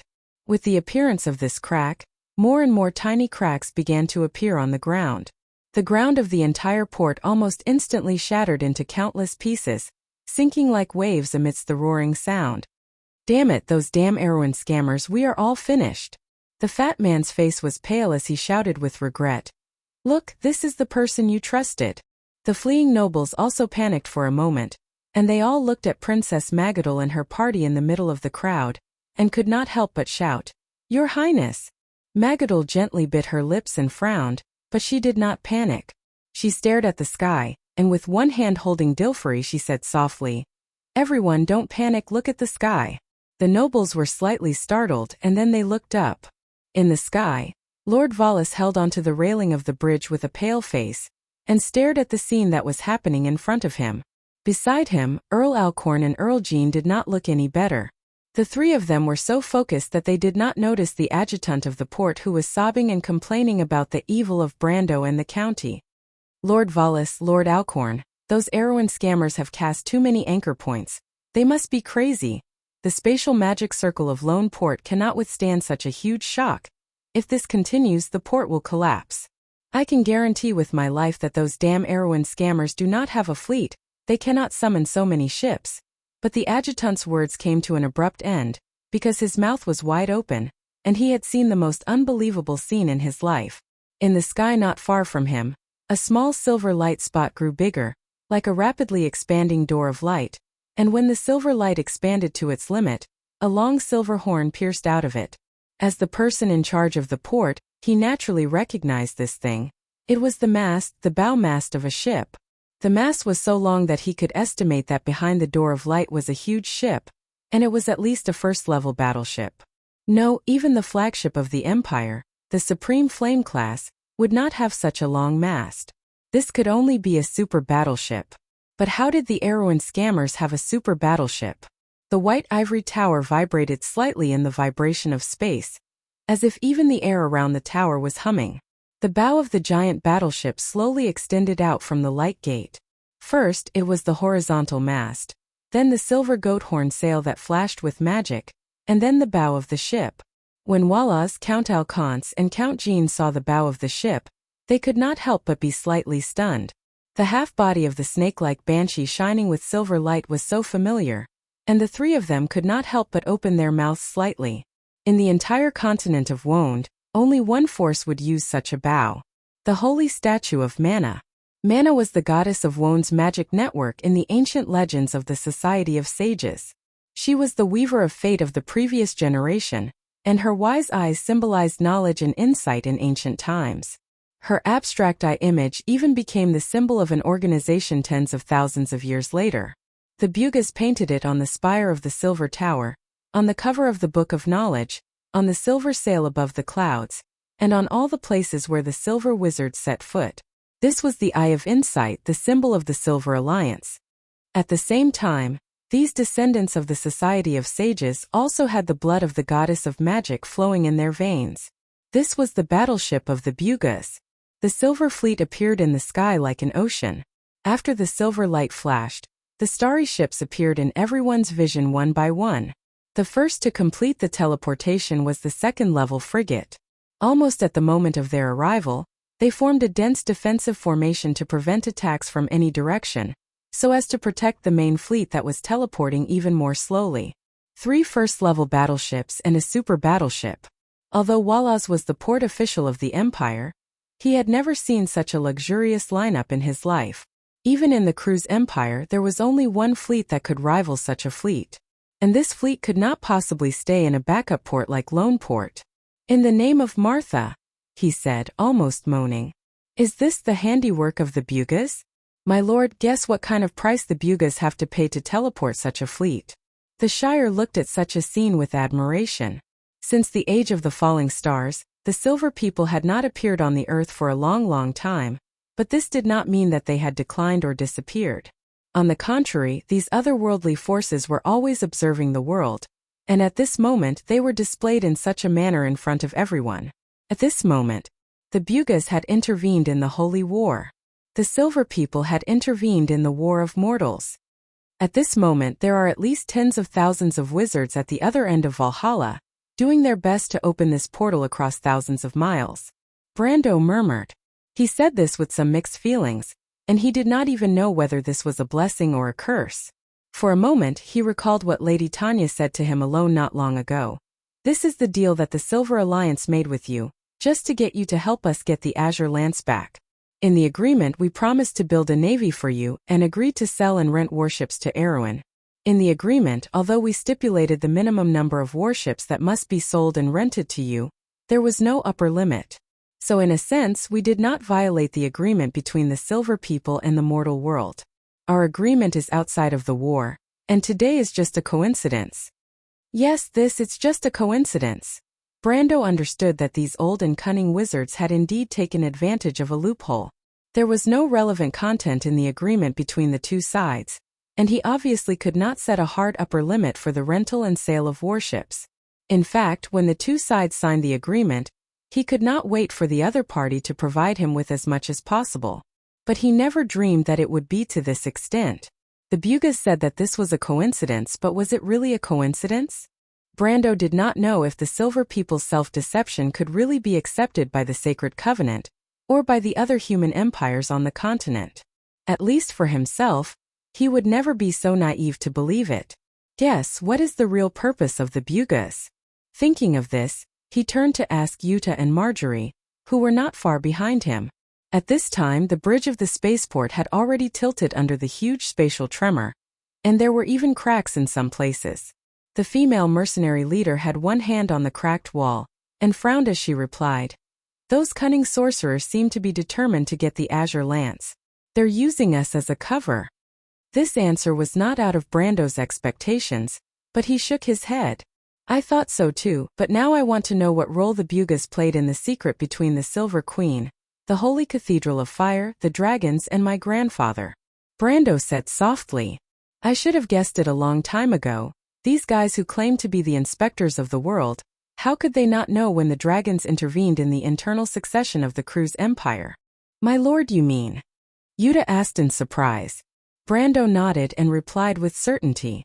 "The Bugas already knew what the Silver Queen was up to, and now they can't help but make a move." The remaining three looked at each other in surprise and could not help but fall silent. But at this moment Brando thought further. The Silver Folk and the Golden Folk obviously had some kind of tacit understanding in the Sacred Covenant. These powerful forces quietly disappeared from the mainland, and according to the history players were familiar with, this was the beginning of the Age of Mortals. But in fact, was this really the case? At least in his view, this did not conform to the law of historical development. Not only the Bugas, but Brando also suddenly thought of the Silver Elves. It was obvious that the Silver Folk were returning to the mainland. This seemed to be faintly indicating something. "Mr. Count." Among the few people present, only Marjorie did not belong to Brando's system, so the young sergeant knew the least about these secrets. In fact, he did not care about these things that were far away from the fate of the kingdom of Erewhon, and something else that was happening at the moment worried him more, so he had to remind Brando, "You'd better look over here." In the direction he pointed on the plains of Loneport, a shadow like a dark cloud was rapidly approaching. It was a group of draconic beasts. Almost instantly, an ear-piercing alarm sounded in Loneport. The guards on the city wall stared dumbfounded at the giant beasts clustered in the sky. They spread their wings and rode the wind, sweeping over from more than 10 miles away. Although they were far from being able to enter the attack range, the strong smell of sulfur had almost filled the sky above the entire city. The army of Georgandy Ridge had finally arrived at Loneport.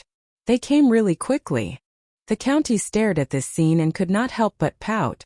The Dragon Queen probably thinks that we have some connection with the Earth Sage and is very afraid of us. Brando quietly looked at the dark clouds in the sky and replied faintly. The calmness of the master and servant made Volus, who was not far away, anxious.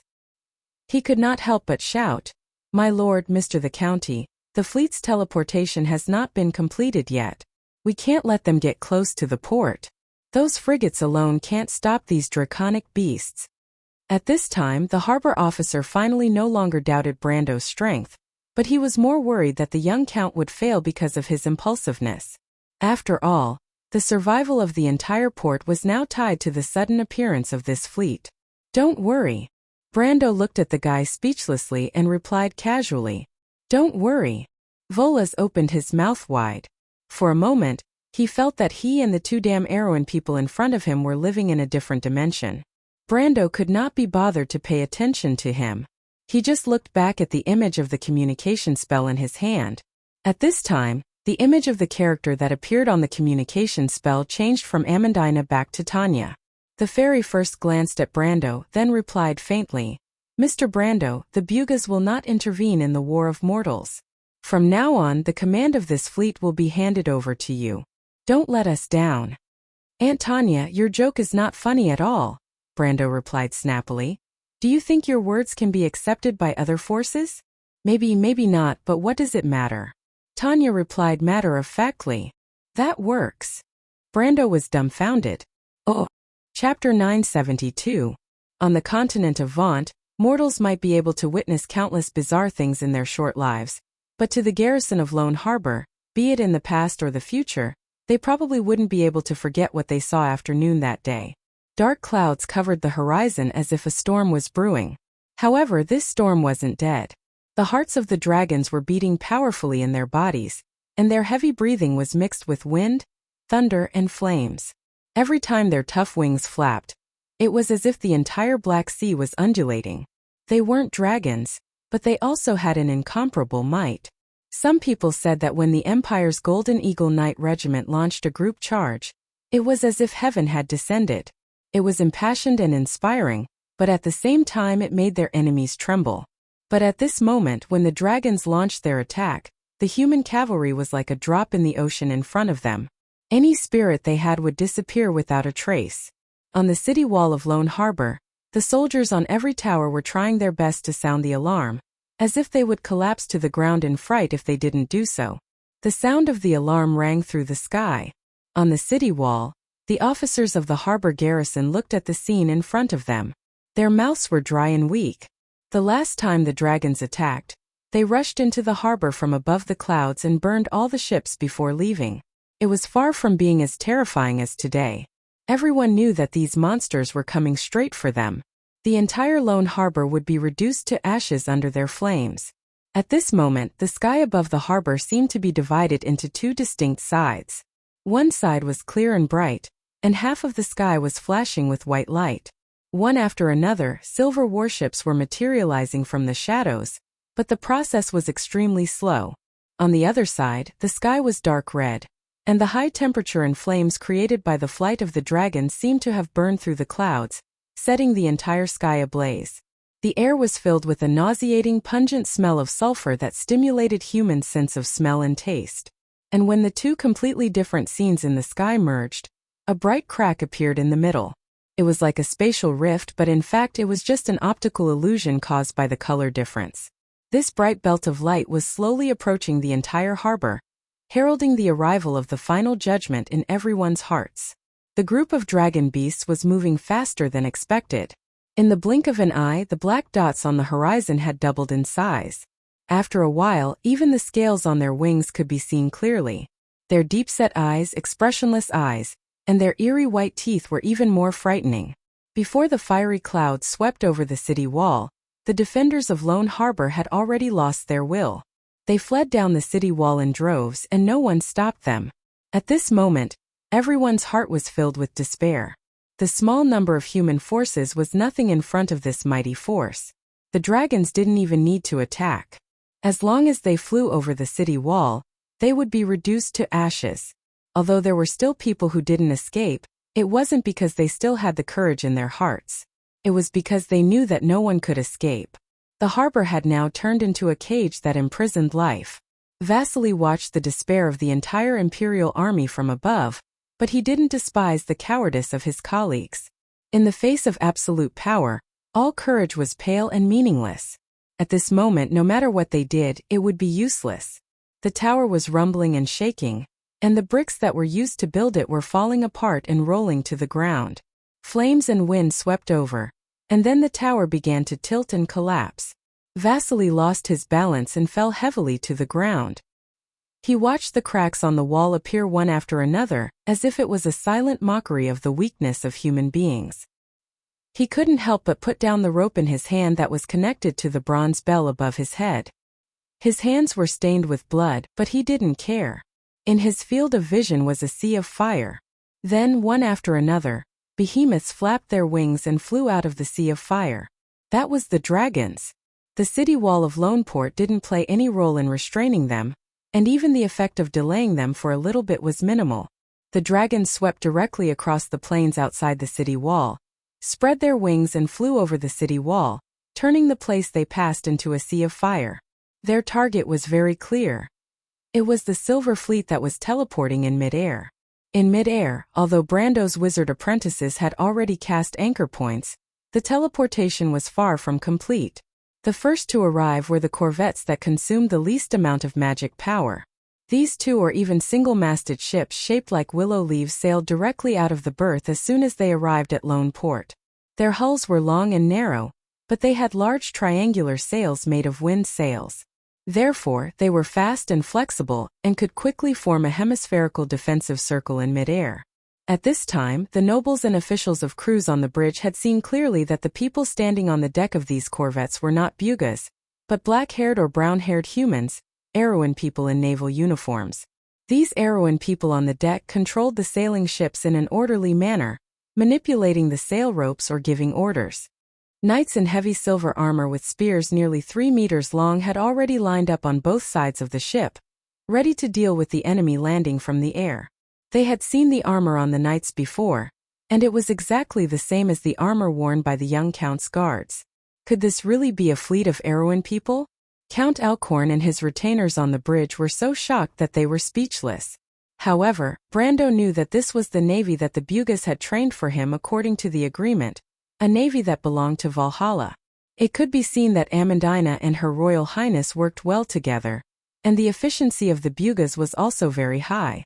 This fleet had exceeded his expectations, but as a real army, this navy still had not seen blood and fire, like a blade that had not been sharpened. But today, he did not expect that on the day his navy was formed into an army, it would usher in a real battle. It was like the necessary experience of a sword being unsheathed, but as an opening statement, the following battle might be a little too tragic. Brando stared at the approaching group of dragons and silently made a plan in his heart. No matter what, he would never waste all his seeds here. This was the prototype of Valhalla's future navy, and a good start was too important for a unit that needed history to settle down. As a former player, he was also very familiar with how the major guilds trained their own navies. At this moment, the captains on the frigates were saluting Taboo with flag signals, waiting for the Lord to give orders. Brando nodded to them. What they needed to do now was to stop the dragons at all costs. This was the mission of these light frigates that arrived on the battlefield first. In fact, this was the value of these light frigates: fast, flexible, able to complete the teleportation in the shortest time, and with a certain amount of firepower, enough to protect the entire fleet during the entire teleportation process. Although the current situation was a little extreme, it also vividly demonstrated the duties of the frigates in the floating fleet. Brando's signal was passed down one flag after another, and these light frigates began to fan their sails with all their might.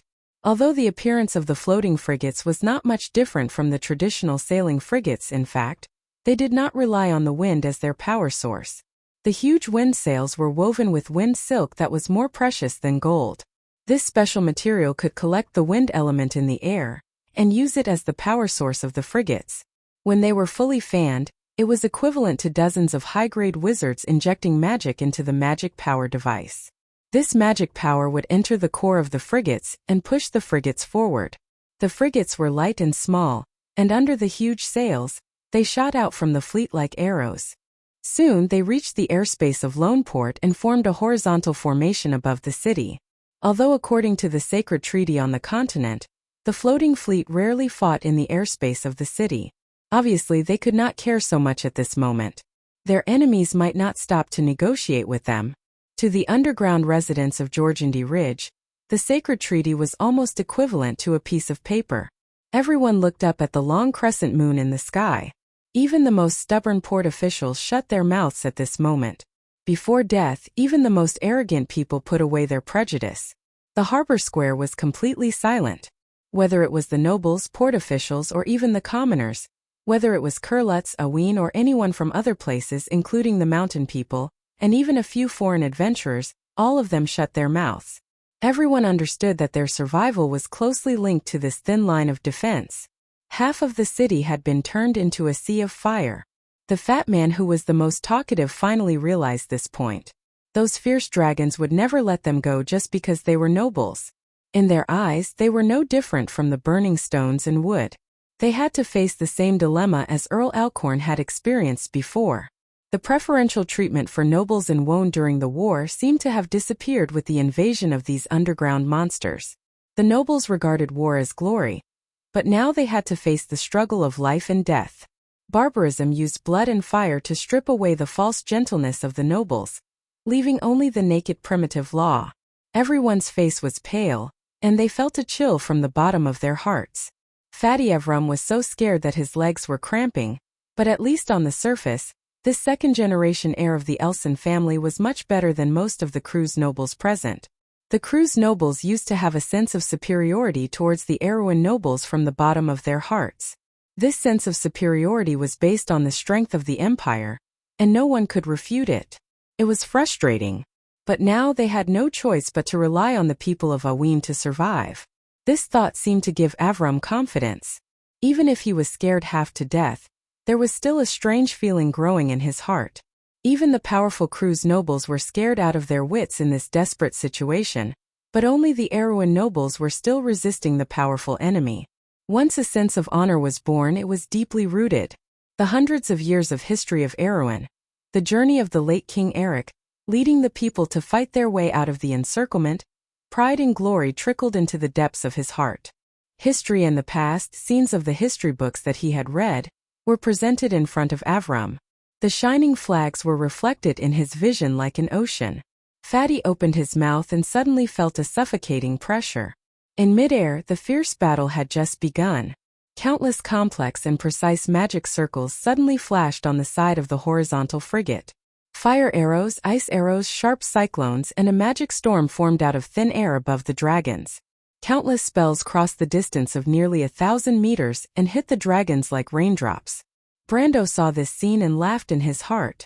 It was impossible for the Bugas to cultivate so many human sorcerers in such a short time. It seemed that this so-called Erewhon's fleet was just a facade. The sorcerers and gunners hiding in the cannons below the deck were mostly the real Bugas. Fortunately, Tanya and William still had some sense of shame. Most of the sorcerers placed in this fleet were apprentices from the academy. Otherwise, no matter how thick-skinned they were, they would not be able to explain how the Erewhon's fleet suddenly had a fleet of official sorcerers. But at this time, Brando hoped that the Bugas would be more thick-skinned. At least then he would not have to go through so much trouble to win. The apprentice sorcerers almost had the power of an official sorcerer under the amplification of the magic circles on the floating warship. But still, it was difficult to penetrate the tough skin and scales of the dragons. Some of the dragons were injured, but only slowed down.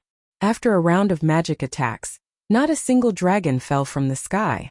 On the contrary, taking advantage of the humans' attack, these monsters once again closed the distance between them and the frigate fleet. Everyone in the port square had their hearts in their throats at this moment. In their eyes, the thin line of defense of the Erewhon's fleet, whether in terms of strength or visual effect, was really difficult to compete with the cloud-like dragons. Those were not a group of buzzing mosquitoes, but a genuine level 7 creature. Under everyone's gaze, the rolling dark clouds finally collided with the silver crescent moon. At this moment, a dazzling white light suddenly flashed on the side of the silver frigate fleet. This time it was no longer the sorcerer apprentice's weak magic, but the magic cannons. The captains of the frigate fleet held back until the last 1,000 feet before giving the order to fire. The cannons were opened one by one, and amethyst-shaped spikes pierced out from the crowd. The sorcerers began to inject magic, and in less than 3 to 4 breaths, the entire fleet's side let out a deafening roar. That was the roar of the side firing at full power. Streaks of white light pillars pierced into the dragons like sharp blades. This time, these creatures from the underground of Jorgendy Ridge were not so lucky. In an instant their wings or bodies were pierced directly, and they fell from the sky with a sorrowful howl, sprinkling a filthy rain of blood. The strangulation in midair lasted for a full 10 breaths, and the continuous rain of light almost converged into a large net. In the captain's room beside every Erewhon captain, there was a Buga man in a silver military uniform with a bushy beard squinting his eyes to observe the scene outside the window. The terrifying magic was as weak as a firework in the eyes of these people, and the dragons that were hit by the firework were similar to mosquitoes in their eyes. After watching for a while they said faintly, "It's still a little too early. In Buga, even if it's the weakest fleet, the commanders can still hold back until the last 500 feet before firing. For the firepower of a frigate, this is the most effective range of damage." Hearing this, the Erewhon captains could not help but blush. After training for nearly 4 months, they did not expect to make a fool of themselves in the first battle. But the Buga instructor then shook his head. "But according to Buga tradition, you who have studied for 4 months are at most equivalent to the intermediate students of the Naval Academy. Based on the results of the students, this is considered a good answer. You have excellent talent, and I hope you can become the best navy in the mortal world." Hearing this, the faces of the captains finally looked better, and then there was some longing. The best navy in the mortal world has always belonged to the Empire, the Wind Elves, and the Fanzin. When did it become Erewhon's turn? But now, such an opportunity was in front of them, and it did not seem so far away. And all of this was created by the man who brought miracles to Erewhon, and in fact even this fleet itself was a miracle. This was a fleet that belonged to the ancient kingdom, and on this fleet there were not only young people from Tonajal, but Tonajal could not gather so many outstanding talents. In fact, a large part of them were gathered by Princess Griffine from all the provinces of the kingdom. Regardless of background, everyone had the same opportunity to stand here and witness or even personally participate in the birth of this fleet.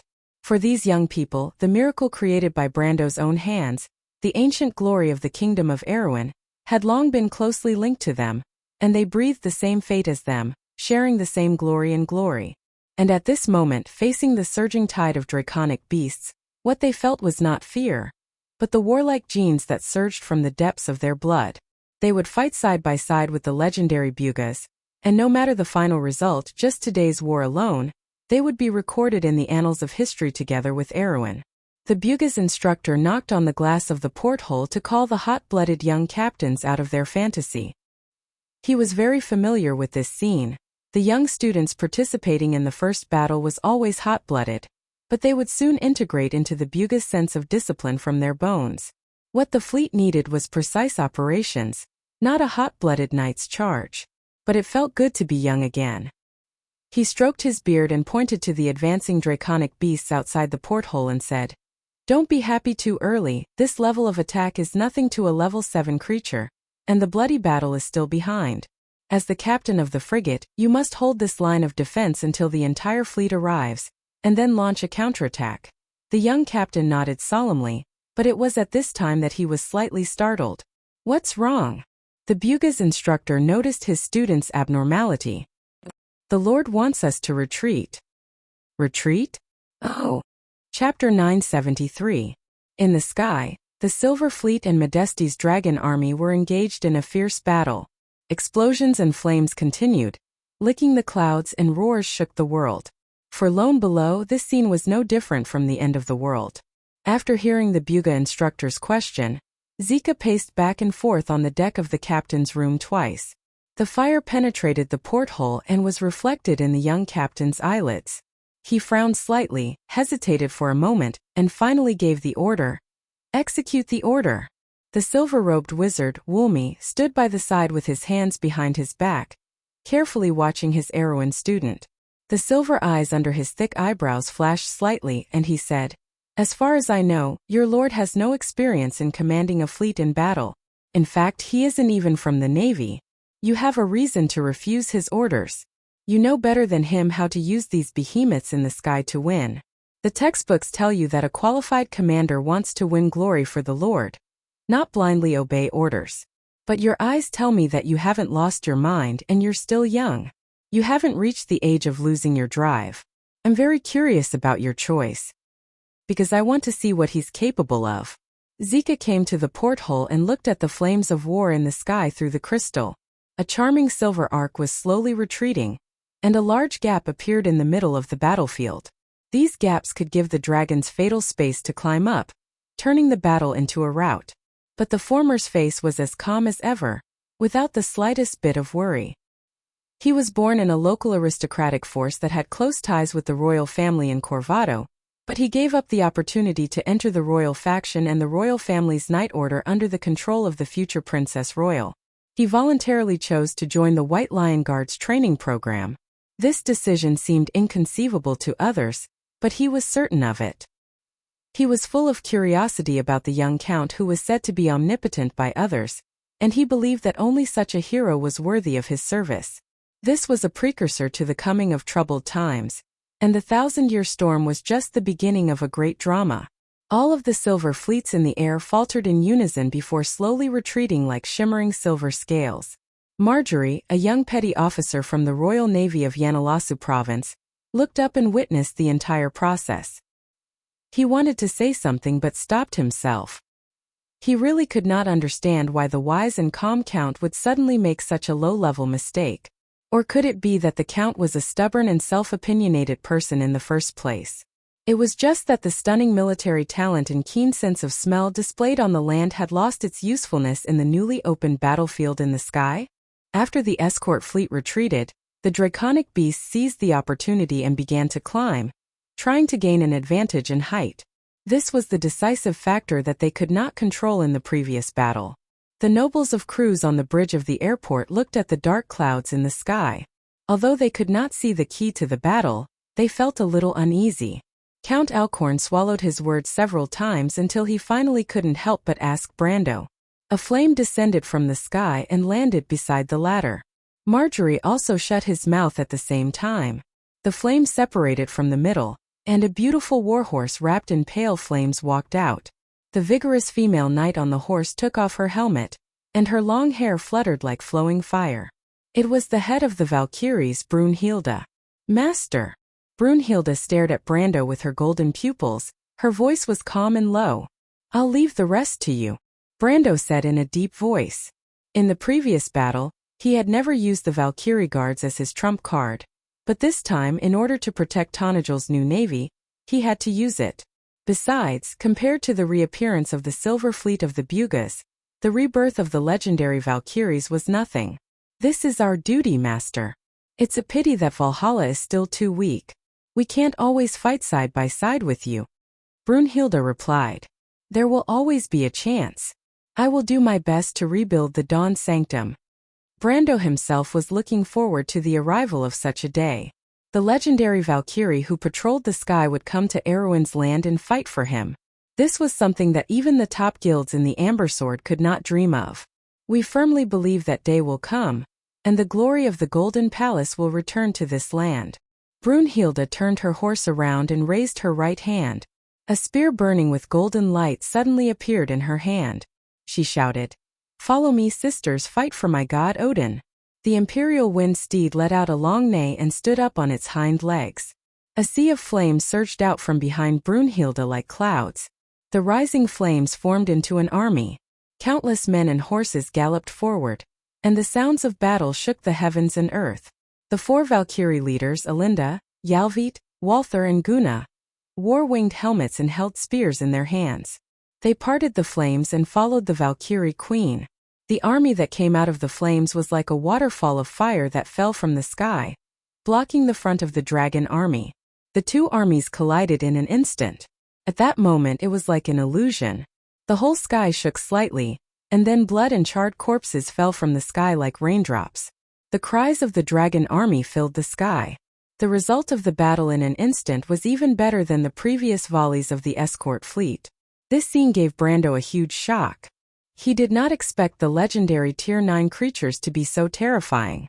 Although he expected Brunhilde and the others to be able to suppress the dragon army, he did not expect them to be able to stop the dragon army by themselves. However, as soon as Brunhilde and her flame army appeared, the situation was immediately reversed. In an instant, Brando understood that this was the special ability of the Valkyrie Queen. The final battle. It turned out to be a summoning ability, and it was a rare ability to summon multiple units. Although he did not know how long it could last, just this part of the power was enough to make the Valkyrie one of the top troops on the continent. An army of one, the 2 fire clouds intertwined in mid-air. Just like Brando, everyone who witnessed this scene was nailed to the ground as if they were possessed. Although Alcorn had expected that the female knight who appeared from the flames was not an ordinary person, he did not expect her to be so extraordinary. He had personally experienced the horror of the dragon army, and now he had seen the power of the Valkyrie with his own eyes. This was a knight who rode a chariot of thunder and fire, patrolling the sky.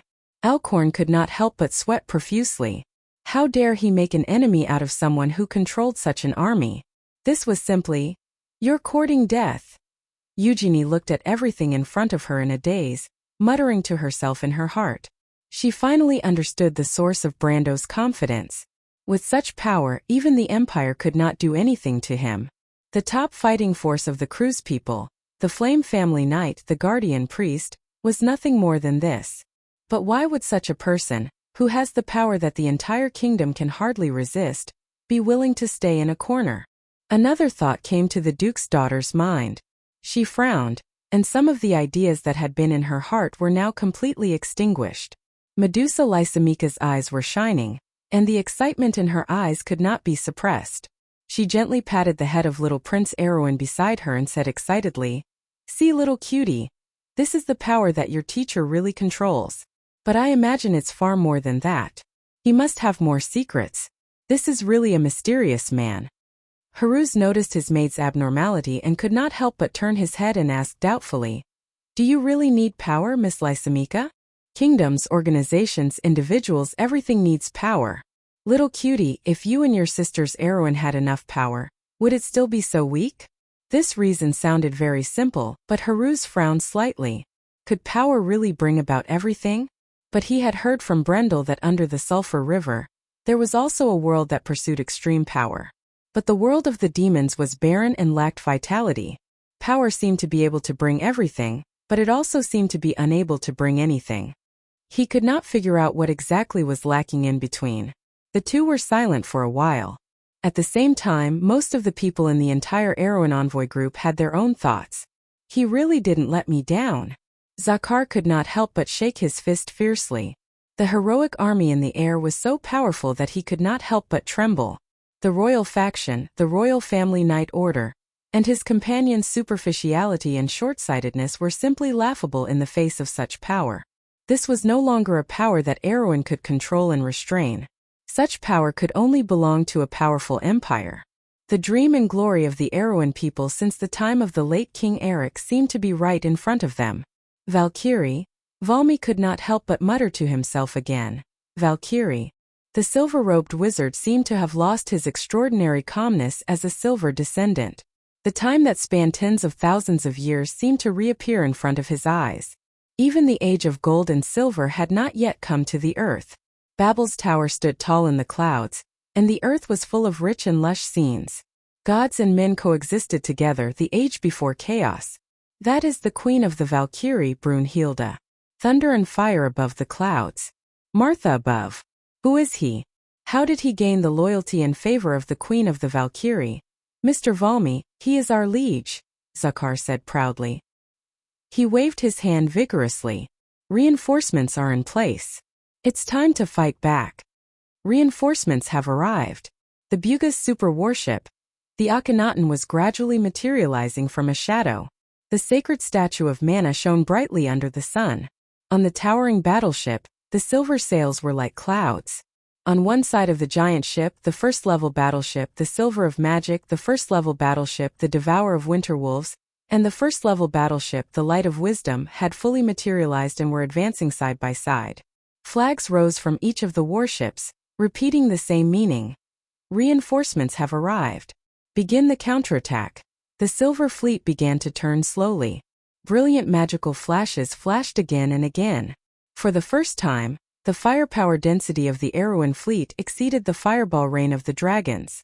Various colors of light crisscrossed in midair. Finally, the flying beast army of Jorgendi Ridge couldn't hold on any longer. Their formation was in a mess, and they lost the momentum to attack. A long howl came from the plains as the dragon beasts began to turn around as though they had been pardoned. They densely crossed the dilapidated city walls of Lone Harbor and flew away like a howling gust of wind. Everyone on the battlefield was stunned by this sudden scene. Even most of the cruise people on the ground and in the port could not believe that they had really won. They had escaped from the claws of an army of dragons. They did not rely on the Imperial Navy, nor did they rely on any of the Imperial Army's main forces. They only relied on the thin port guards and some Erewhon people. But the facts at hand explained everything. The dragons were leaving in a hurry and gradually disappeared from sight. In the distant sky, there were only a few small black dots that were gradually moving away. The previous battle seemed to be a disaster that raged through a dream. Erewhon's Silver Fleet did not pursue. In fact, they did not have the strength to do so. Brando expected that there should be more dragons or other Jorgendi Ridge air forces on the plains. For example, the Harpies and the more terrifying Manticores. Although the dragon army that was sent out before looked terrifying, it was far from the scene he saw in the Alkash Mountains in the future. The strength of all the lords under the ground was not inferior to Madara 100 years later. These few dragons should not be enough to make the Dragon Queen feel the pain. Rounds of flags were sent out between the fleets again. The new navy of Erewhon people cautiously set up defenses to guard against the second attack of the dragons. On the other hand, as the Akhenaten re-entered the port, the Buga envoy also came to Brando. If there was another Erewhon person in this world other than the Earth Grand Swordmaster, then he must be the master of the Mithril Castle. He was the leader of the 12th Circle Spell Society with half mortal blood and half silver blood. He was Tolman Mithrilo certain. If it was said that the local nobles of Loneport had some contempt for Brendel before, they subconsciously shut their mouths when they saw rows of silver-robed mages in silver robes, who were glorified as the Army Observation Group, walking over from the various warships. Just like the inherent pride of the people of the Empire, the Silver Descendants did not need a reason to be arrogant in front of the mortals. The superiority of the cruise people was not worth mentioning in front of these ancient people, who had experienced the War of the Holy Saints.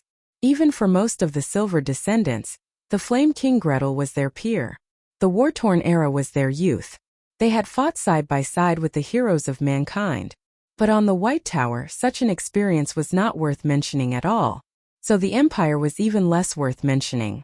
Tolman was from the youngest generation of the Buga people, but his status was extremely high. Coupled with the fact that he was half-human, he appeared to be older and more serious than many of the silver-robed mages who had lived longer. However, in front of Brendel, he always maintained the image of a hermit scholar in the Grimoires forest. He smiled at Brando and said, "Tanya knew that you would definitely come to denounce them, so she pushed this old man out. Does she think that because it's you, I won't cause trouble for them?" Brando replied in annoyance, "I don't expect you to clean up this mess, but Lord Tolman, you have to at least tell me what you Buga people want." After saying this, Brando stared at the old man dressed as a scholar in front of him, as if he was afraid to miss any detail of his expression. Chapter 974. The wind was tainted with the smell of smoke, and the flames seemed to still be lingering in the sky. The torn clouds were like burning cotton, scattered in the sky. Behind the clouds, there was a layer of ominous golden light that shot out in all directions. Tolman's silver hair shone in the sun. He smiled and said, "They didn't want to hide it at first, but this is a bad habit of wizards. They like to play word games, play tricks, and enjoy it. Because it shows that they are far smarter than mortals. Unfortunately, no one wants to be a fool, so I'm in a particularly bad mood now. Don't worry, you can go and find trouble with them. William and I will support you." To be honest, Brando had a much worse temper than you did back then. In this regard, you are far inferior to your grandfather, Brando. Brendel was not moved by his words. "Lord Tolman, what role did the Bugas play in His Majesty and the Sword of the Dragon? And what exactly are you planning to do?" The light brown eyes reflected the silvery shadows of the sails. The floating fleet was like a fish in the air, shuttling back and forth in the airport. At least one thing that the port officials of the cruise people did not misjudge was that Lone Port could not withstand such a huge fleet. It was conceivable that the port would not be able to restore its former glory for a long time after the war. But this was a problem that only the locals needed to worry about. At least for now, even Earl Alcorn himself was not in the mood to think about it. Tolman was silent for a moment. "You guessed right," he replied. "It's a long story. The wizards did not play a glorious role back then, but it all started with the great battle in the Alcash Mountains." Tolman raised his hand and drew a silver rune, Jazit, which meant night in the rune. A transparent ripple shrouded the top of the two men's heads, isolating the sound around them. "I won't repeat the process of that battle. I'm sure you've heard countless versions of it, but the story later was very different from the one circulating outside.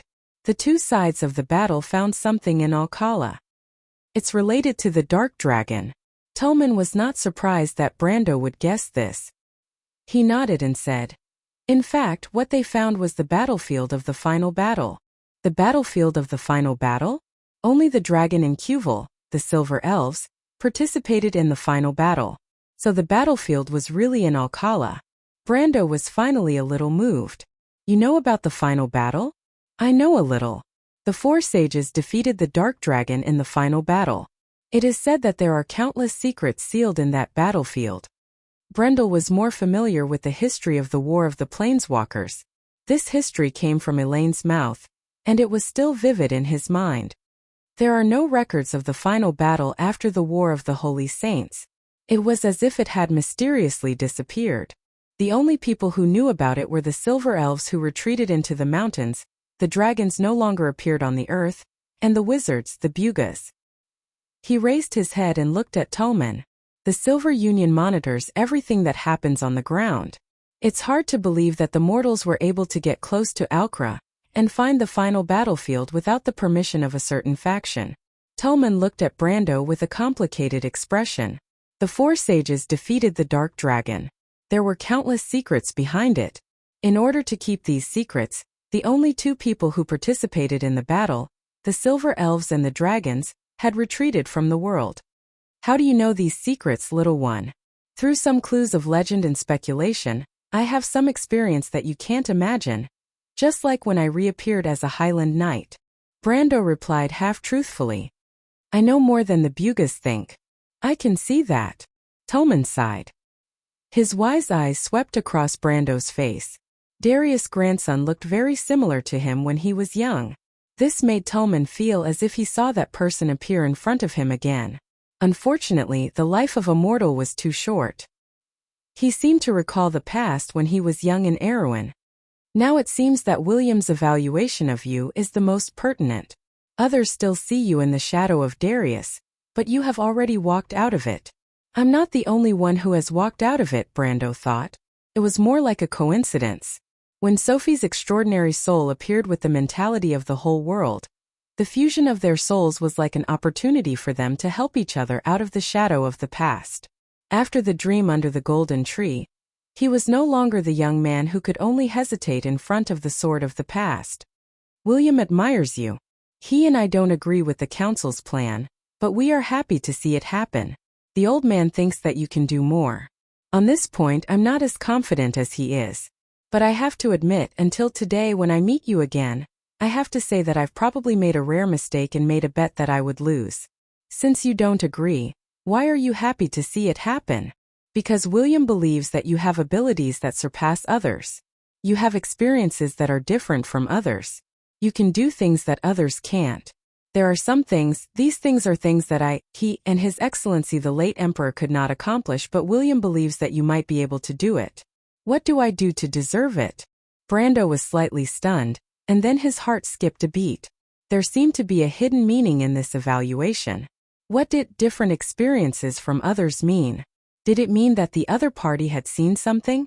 It sounded a little unbelievable, but for William Pist, who stood at the peak of power and one of the few who could use magic to see the future, it did not seem to be absolutely impossible. But what does this have to do with King Eric? Brando frowned, faintly feeling that he had grasped something. But he was still in a misty maze, and could only occasionally see a corner of the truth. Do you want me to be your agent and go to war with the Empire? He suddenly remembered what the Wind Elves had done in the past. At that time, the Delilah dynasty of the Elves had made such a promise to King Eric. The Bugas had sent a fleet with great fanfare. Did they want to repeat the story of the previous dynasty? You're thinking too much, little one. Am I not? You can rest assured. Going to war with the Empire will do us no good, nor is it necessary. There must be a reason for doing so. I've already mentioned the reason earlier. So, it's still related to the Great Battle of Alcala? Tolman nodded slowly. Yes, our topic is a little off topic. That great battle is the main topic. Brando glanced around. Tolman's enchantment spell still separated the inside and outside world, completely isolating sound. He suddenly felt a little funny for being so paranoid. How could the spell of the master of the Mithril Fortress fail in advance? He had a faint feeling that the following conversation might not be so simple. You haven't answered my question, Lord Tolman. About that question, I can only say that you're half right. Half? Because no one has ever deliberately done anything to cover up the battlefield of the final battle. The space in the Alcala area is not stable. That place disappeared without a trace after the final battle. It fell into the void, or was swallowed by the sea of magic. The entire space was swallowed by the noisy energy. After that, there were several continuous earthquakes in the Alcash Mountains. After that, the topography of the entire area had been completely changed. No one knows where the battlefield was buried. Disappeared? This answer was also beyond Brando's expectations. Not all. That was not an ordinary earthquake. It was a spatial turbulence formed after the stable laws and order were destroyed. The chaotic laws created a strange area in Alcala. Common sense does not apply there. In fact, for thousands of years, the battlefield of the final battle had appeared several times before the eyes of the world. It was like a ghost, suddenly appearing and disappearing without a trace. Once, it was discovered by an exiled Myrna clan. Another time, a descendant of ancient dwarves broke into this area. Tolman replied slowly. His voice did not fluctuate, but the things he described were very strange. After that, it flashed a few times, but it was not known to the world. In order to monitor its traces, the Bugas built countless observation points in this rift zone. Wait, you're talking about this rift zone? Are there other rift zones? Of course, our world is a whole. Once a crack appears in the laws of Tiamat, there is bound to be a chain reaction. In fact, this rift zone points to an area in Anzaruta to the south. Some strange things often happen there, and a large black forest is born there. Further south is the loop of trade winds, and north is the Great Glacier, forming a standard arc. This line is too long. Even with the ability of the Bugas, they could not observe its end point. We can only speculate that if this circle has a center, it should be on the Great Plains in the east.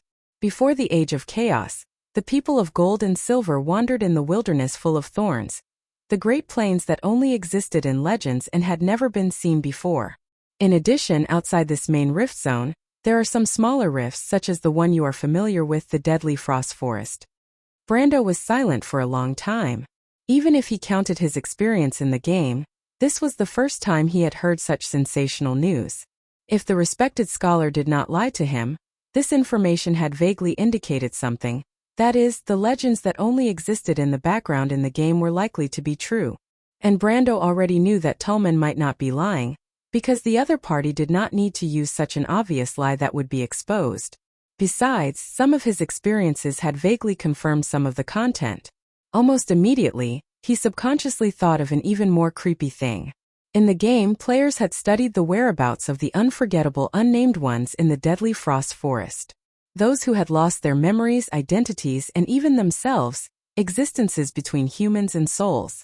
They always lined up in long lines and moved forward in the forest, luring more ignorant souls to join them. These unnamed ones would enter the sea of dim light at a coast north of the deadly frost forest.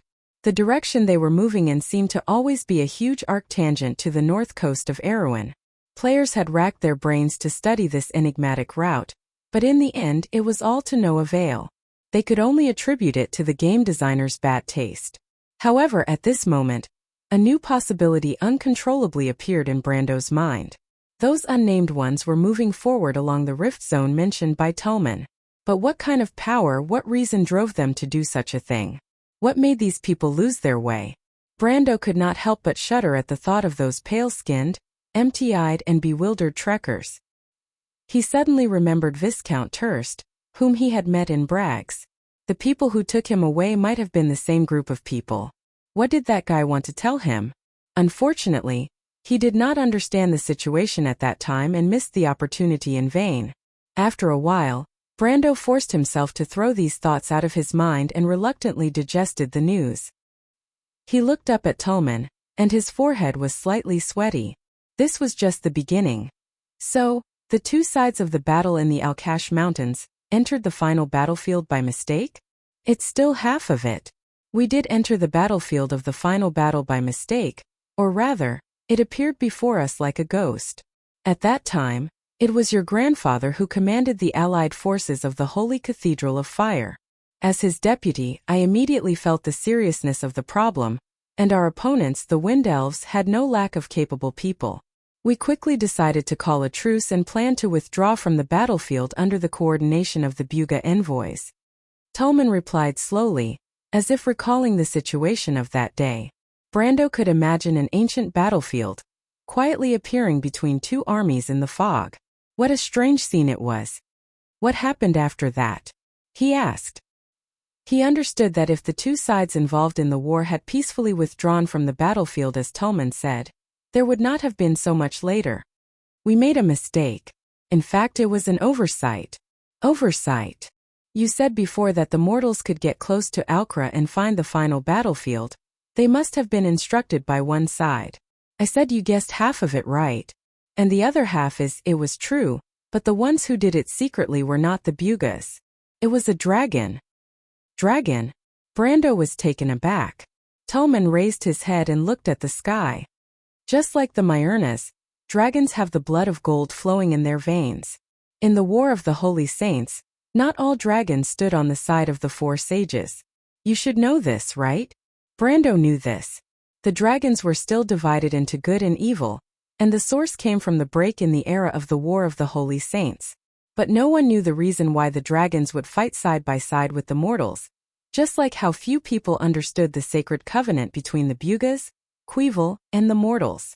Why would the silver and gold generation give up their era and fight for the era of the mortals?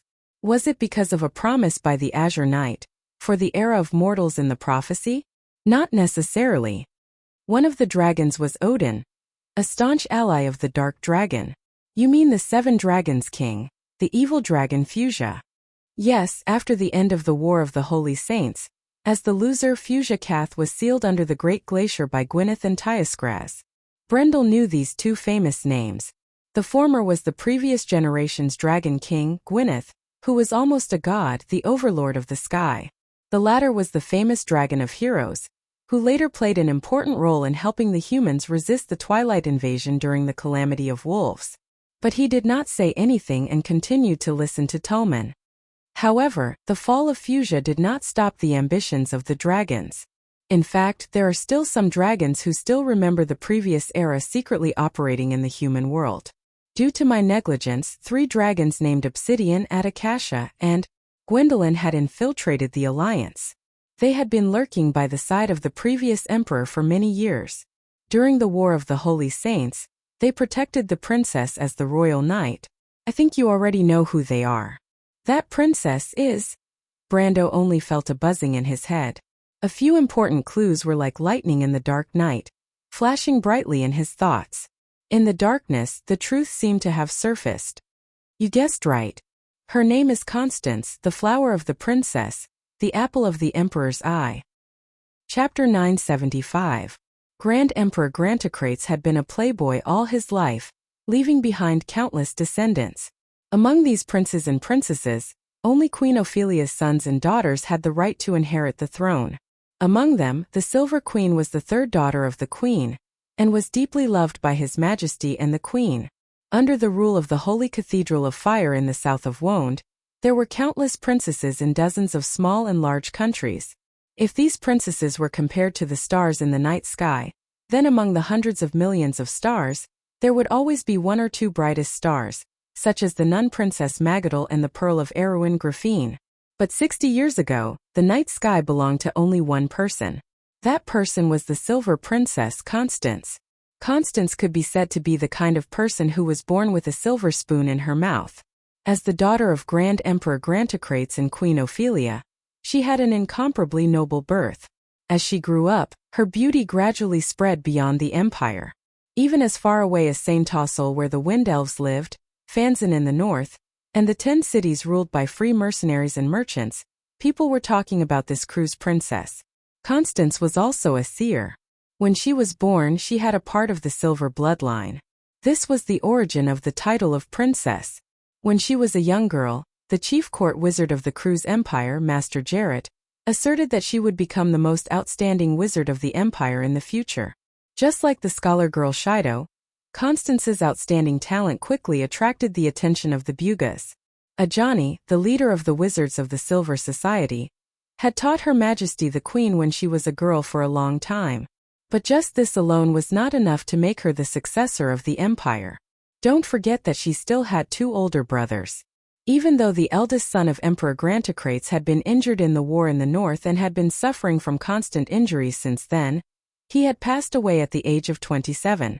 However, his second son was talented and intelligent. Furthermore, he was as cultured and refined as his elder brother. Furthermore, he had the support of the Prime Minister. No matter how one looked at it, he was the best candidate for the throne. To Emperor Grantotilde, the best choice was to let his second son inherit the throne and let his youngest daughter, Constance, become a court mage or enter the Holy Cathedral of Fire. This was undoubtedly the best of both worlds for the royal family. Brando knew that there must have been some earth-shattering accidents when the Silver Queen finally took over the throne from the Emperor. These accidents obviously happened during the war in Algash. He asked, "What exactly did they encounter there? What does it have to do with my grandfather? Was my grandfather's trial a cover-up?" "Don't worry, take your time, little guy. They passed through the fog and guess what they saw there?" Tolman looked at Brando with interest. "They found the inheritance of the Dark Dragon." "The inheritance of the Dark Dragon?" Brando was shocked and clenched his fists guiltily. In the current Wonde, anyone who had anything to do with the Dark Dragon was like a rat crossing the street. It was understandable just by looking at the situation of the witches. They were only suspected of having an affair with the Dark Dragon. The Myrnas, the former servants of the Dark Dragon, were even expelled from the civilized world and disappeared into the great glaciers for thousands of years. The last person in the human world who had Myrna's blood was the Great Knight dubbed of the Grecius Knight Regiment 600 years ago. He was found to have 1/4 Myrna blood, and was burned at the stake. That dark era was really chilling to think about. Although it was not as strict as it was a few hundred years ago, it was impossible for the Silver Queen to inherit the throne just because she obtained the inheritance of the Dark Dragon. Not to mention the throne, it was more likely that the royal family would treat it as an unspeakable scandal and imprison her forever. However, the development of history was bizarre and contrary to common sense. At least the world now knew who the Supreme Emperor of Cruz was. It was that person's inheritance. When Constance found them, they were sealed in 2 broken crystals. 2 broken crystals? Brando's heartbeat quickened. Weren't they soul gems? Tolman nodded. There has always been a legend among the mountain people living in the Latch of Wa. It is said that before the final battle, the Dark Dragon sealed part of his soul imprint in a gray gem. This gray gem was discovered by a team of explorers in the White Mountain Creek Valley. It was called the Grey Valley Crown. After the final battle, the Grey Valley Crown was artificially divided into several pieces. The person who divided the gems was Conrad, a legendary craftsman who had 1/4 mountain folk blood. He completed the work in a valley and voila! Many mountain people were captured and used as laborers. Most of them were killed, but there were still a few who survived. Therefore, this legend has been passed down by the survivors until now. And what Constance found was 2 of the Grey Valley Crown that was divided into 6 pieces. The Myrnas call these broken crystals soul gems. Brando stood in place and was silent for a long time before he continued to ask. And then? Tolman smiled and changed the topic. Everyone knows that the dark dragon Odin is the root of all evil, and is a tyrant. However, the jealousy of the mortals towards the Myrnas and their coveting of the tyrant's power has never stopped. The reason why people are so keen to find the battlefield of the final battle is because legend has it that the dark dragon left the inheritance of the Myrnas, the only inheritance of the golden bloodline in the mortal era other than the dragons, on that battlefield. The dark dragon left the inheritance of the Myrnas on the battlefield of the final battle. Brando frowned. How could anyone believe such a ridiculous rumor? If Odin left the inheritance on the battlefield, how could the 4 sages be indifferent? Besides, weren't the silver folk also involved in the battle? You think this reason sounds ridiculous? Tolman asked Brando with a smile. Actually, it's not like that. There's a reason for this rumor to spread. For thousands of years, people have tried their best to find the glorious inheritance of the Myrnas, but to no avail. The only place left is the battlefield of the final battle. However, the 4 sages were tight-lipped about the outcome of the final battle after the War of the Holy Saints. Even the silver folk swore an oath according to the sacred covenant to keep a secret. In fact, everyone knows what that secret is about. The inheritance of the dark dragon is too sensitive. If people want to get it, it's difficult to bypass the justice of the War of the Holy Saints. But the knowledge and civilization of the Myrnas are different. Constance is the princess of the empire and naturally knows this. In fact, her goal was the latter from the beginning. If the empire can inherit the golden civilization, it will be above Saint Sol and Fanzan, and also above the Holy Cathedral of Fire. Constance knows very well that now that the inheritance of the dark dragon is here, the rumor is likely to be true. The inheritance of the Myrnas is also here. But she also knows that it's unrealistic for her and Gwendolyn to search the entire battlefield. Tolman paused for a moment. Of course, at that time, she didn't know the true identity of Gwendolyn and the rest. The only thing she could think of was to ask Darius and me, "Who is your grandfather?" At that time, your grandfather was the marshal of the allied forces of the Holy Cathedral of Fire, and Constance was your grandfather's deputy. In fact, she was just one of them. After all, to command such a large allied force, your grandfather couldn't only have one capable subordinate. At that time, he had a few more important deputies. One of them was Marshal Darren Hill of the Antiburo Duchy, and the other was me. Darren Hill. It was the first time Brando heard of this name.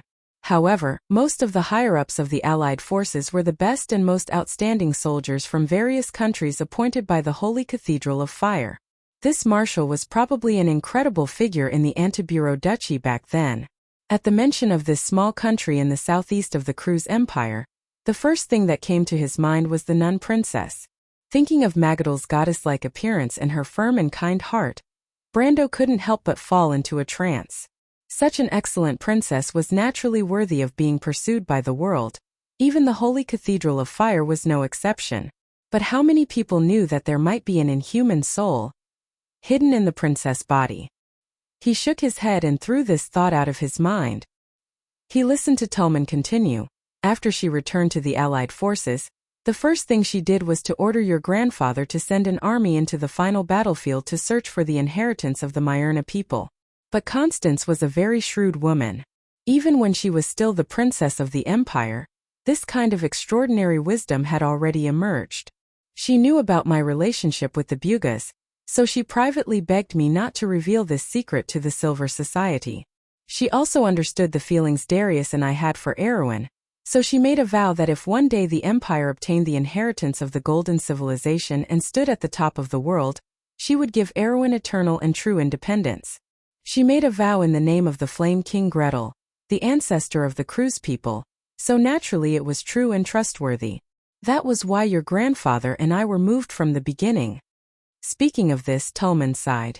This is because I know very well that the little princess of the empire is outstanding, rational and clear-headed. She would never covet the inheritance of the dark dragon. And the inheritance of the golden civilization is not a taboo for the Bugas. The passing of civilization is actually something we are happy to see. So I opened my mouth and agreed on your grandfather's behalf. What about my grandfather? Brando couldn't help but ask. This question made the elder of the Silver Alliance standing in front of him twitch his snow-white eyebrows.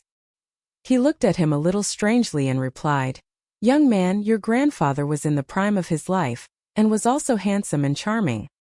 His prestige in the Holy Cathedral of Fire was gradually rising. Grand Emperor Grantocrates even had the intention to let him join the empire, and offered him the position of marshal.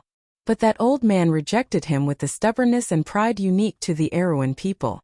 Although he said this, the old man's wrinkled face couldn't help but flash a trace of excitement and admiration. This was his old friend and also the backbone of the Erewhon people. However, the pride was quickly replaced by loneliness. He shook his head and said, "Since ancient times, young girls have always admired heroes and knight. And a woman as outstanding as Princess Constance would naturally have her eyes on the top of her head. In the entire Holy Cathedral of Fire, the only person who could make her look up to was probably your grandfather." Brando almost spat out a mouthful of water. He was so shocked that he couldn't help but blurt out, "You mean my grandfather and Her Majesty the Queen, she?" His words were stuck behind the word she. No matter how rich his imagination was, he couldn't believe that his grandfather almost became the man of the Silver Queen.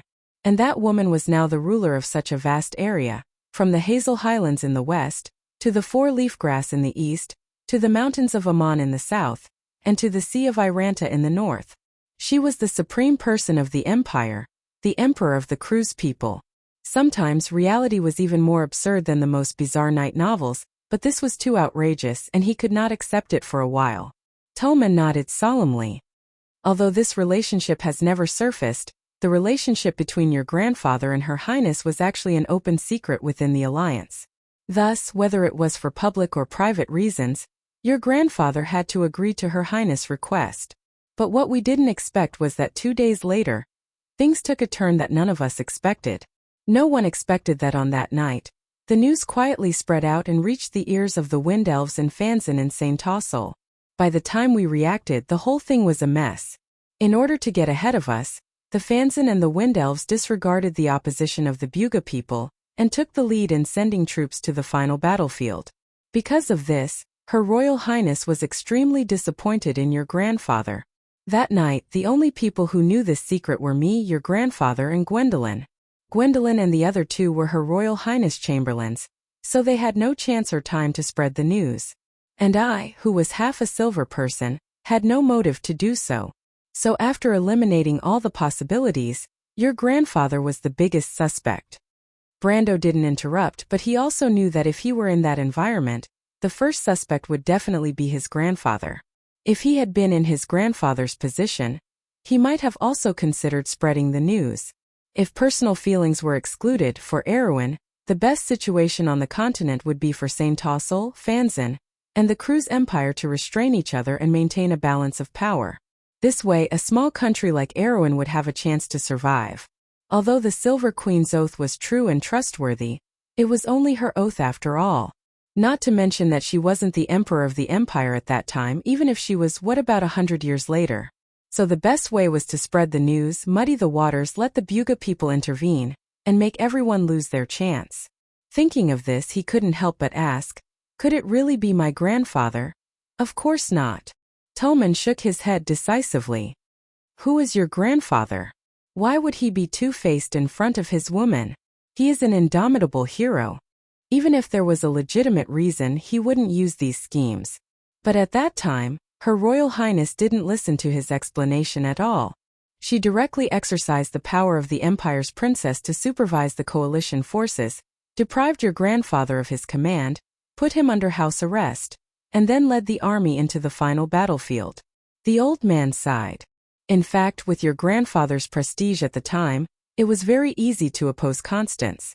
Although she nominally had the hidden identity of an army supervisor, the coalition forces weren't just Cruz's people.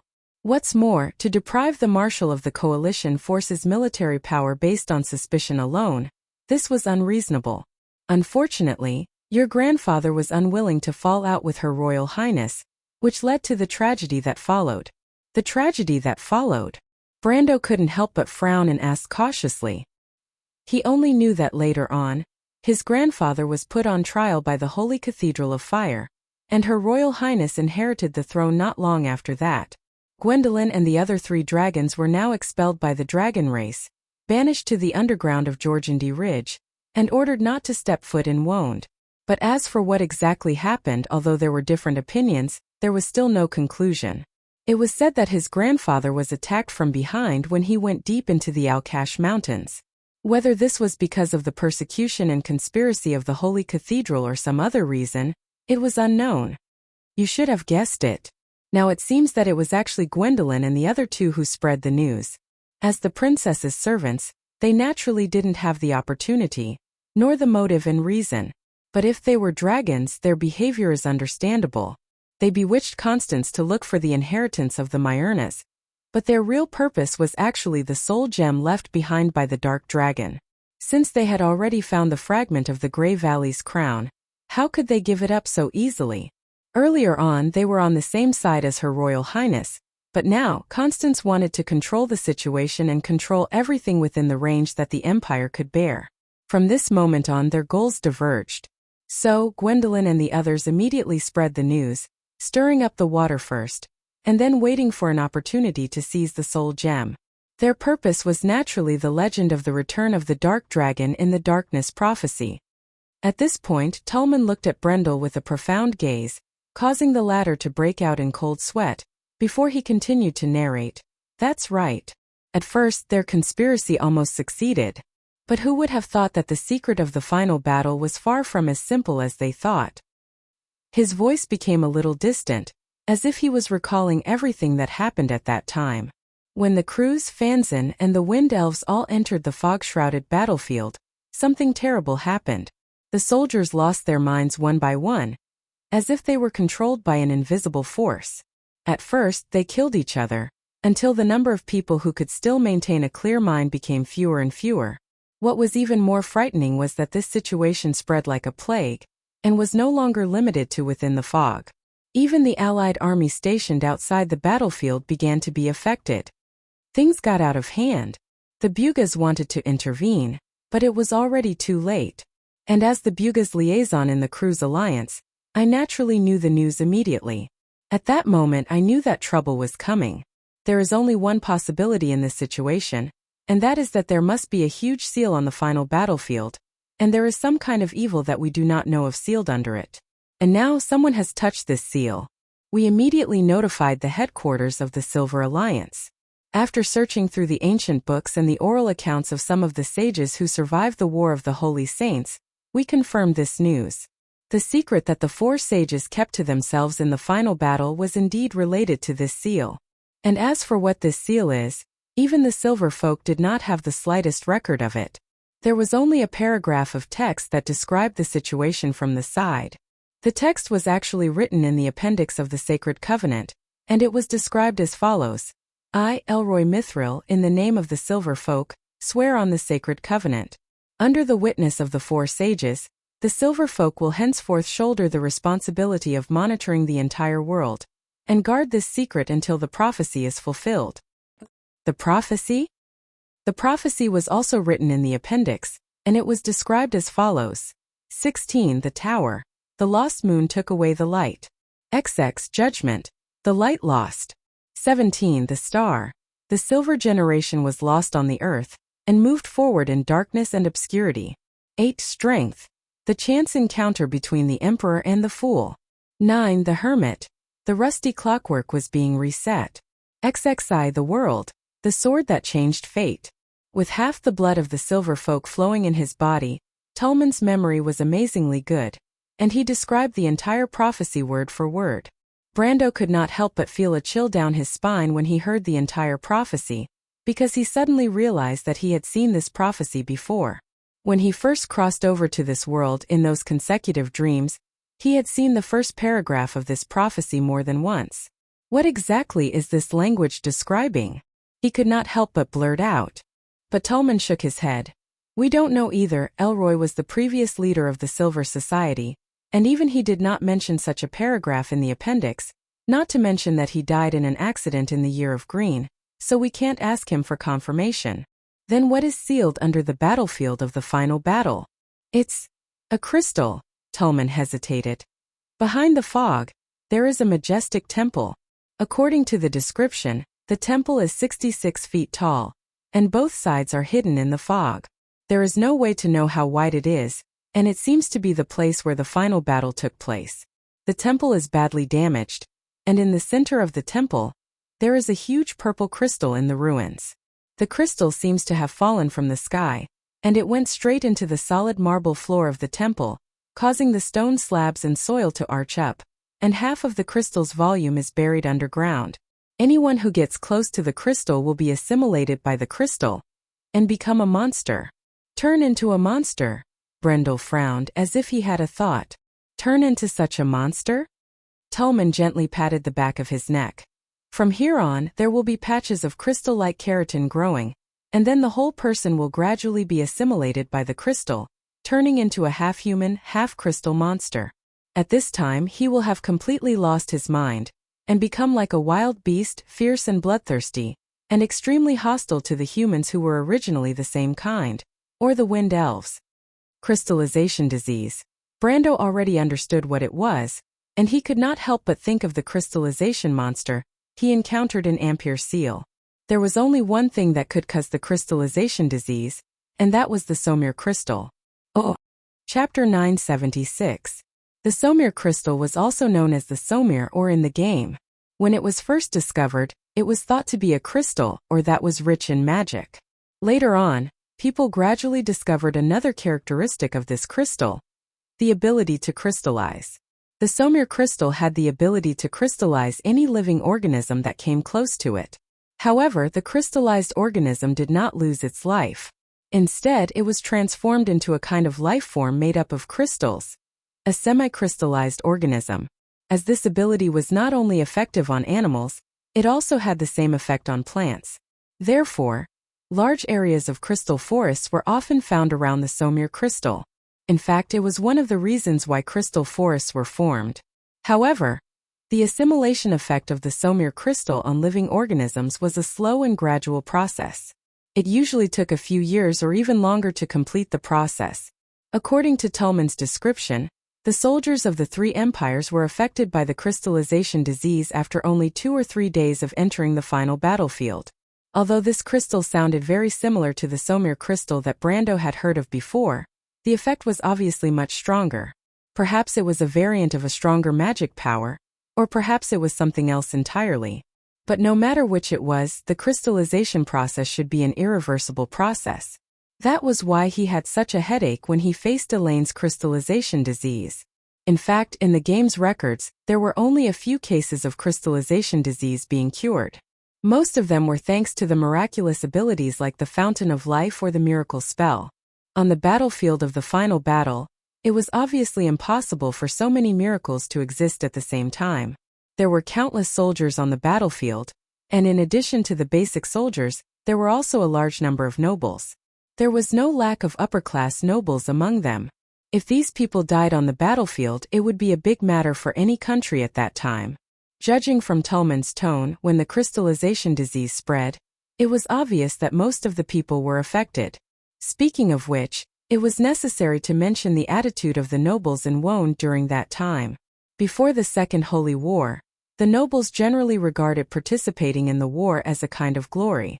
It was not because they still had the heroic spirit of their ancestors who had cut through the thorns in the wilderness.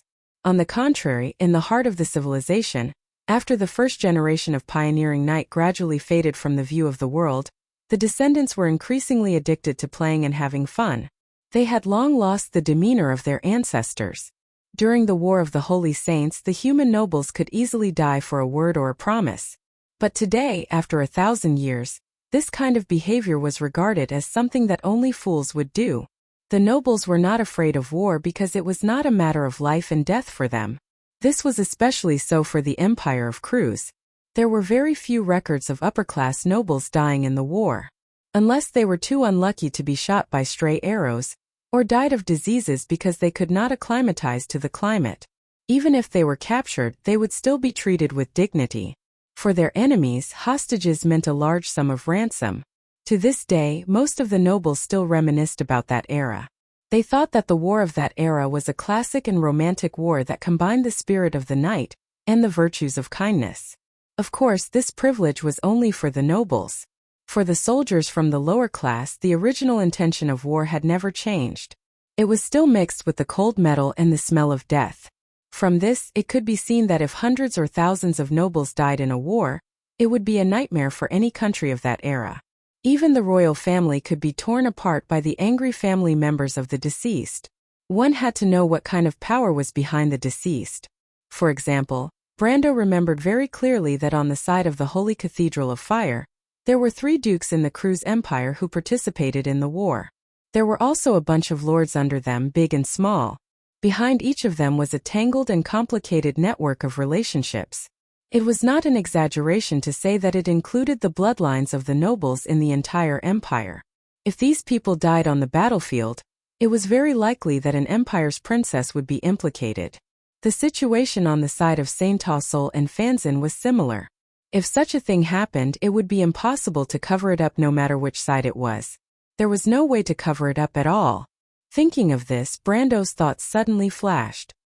He realized who his grandfather's scapegoat was, but this thought only flashed through his mind. He immediately shook his head. His grandfather could not bear this scapegoat at all, even if he was the commander of the allied forces of the Holy Cathedral of Fire. Moreover, he also knew that although many nobles died in the Battle of Algash, it was not to the extent that it was unacceptable.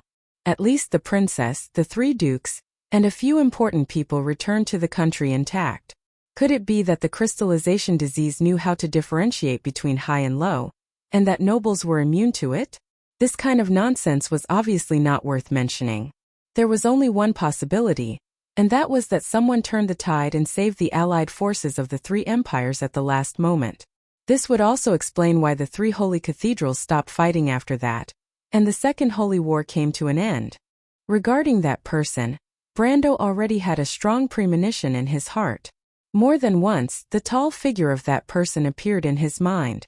Under the blood-red setting sun of Brags, the stag forest seemed to be dyed with a layer of soft bronze color. The flowing golden river soaked the shallows. The silent old man stood quietly, thoughtfully watching his grandson practice swordsmanship. Now that Brando thought about it, his grandfather's broad shoulders and tightly pursed lips had always been guarding some unknown secret. The whispers behind that secret lingered around the old man's life, and with the arrival of the final moment, it turned into dust and was buried in the grave. And at this moment it was finally time for this secret to be revealed. Facing Hao Ren's questioning gaze, Tolman did not keep Hao Ren in suspense and told him everything that happened at that time. The crystallization disease seemed to have spread overnight among the allied forces of the 3 empires, and countless people were infected. Although the crystallization disease was not that serious at first, under the influence of the magic of the Somir crystal, all the infected became manic and agitated, gathering together to attack each other, or attack the normal people who tried to separate them. As more and more people joined them, the situation in the Alcala area gradually became out of control. Some people fled out of fear, and among them were nobles who commanded the army, and the number of normal people gradually decreased to the point where they could barely keep themselves safe. Under the circumstances at that time, discussing how to solve the problem was already a joke. The only thing left to do was to wait for death, and the only thing left to do was to gamble. The Buga sorcerer suggested that perhaps they could break the Somir crystal in the Holy Cathedral, or throw it into some spatial turbulence through magic. Although this may not change what had happened, at least it could stop the situation from worsening. After a few rounds of discussion, this proposal was approved by most of the remaining people, but the question was, who would do it? In the ruins of the last battle, there were countless soldiers infected by the crystallization disease wandering in the fog. Just passing through them to reach the temple was as difficult as ascending to the heavens, not to mention the dangers in the mysterious temple. It was simply impossible to predict what kind of dangers there would be. It could be said that carrying out this mission was suicide, and not everyone was willing to do it because to complete this impossible mission, it was obviously not enough to rely on the strength of a few people. What they needed was an army, and an army needed a commander. Ironically, in order to compete for the so-called inheritance of the Myrnas, no one in the three empires was willing to be left behind. As soon as the news spread, most of the nobles, including the commanders of the imperial coalition forces, entered the fog immediately, for fear of being left behind.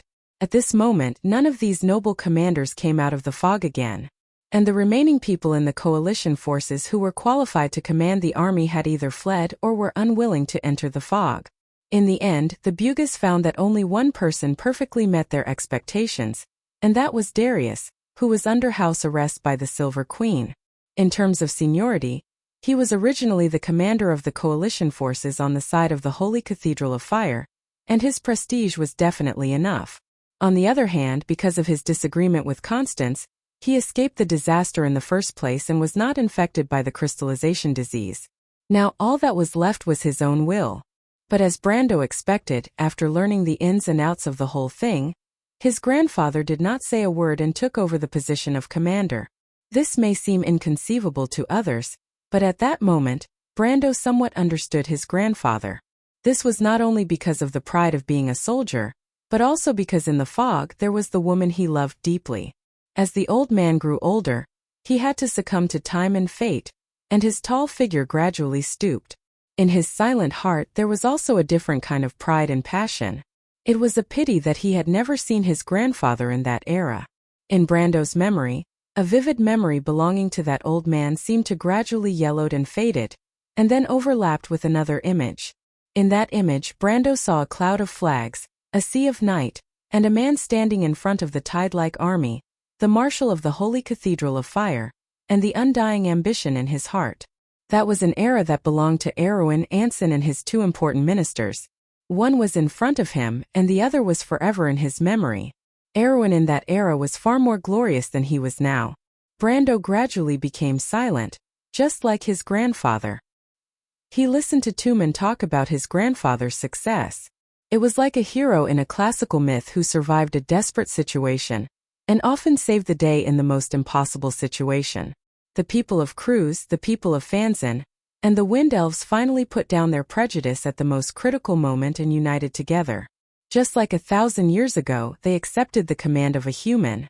They passed through the final battlefield filled with fog, opened a bloody path from the encirclement of the semi-crystallized creatures, and overcame the layers of illusions.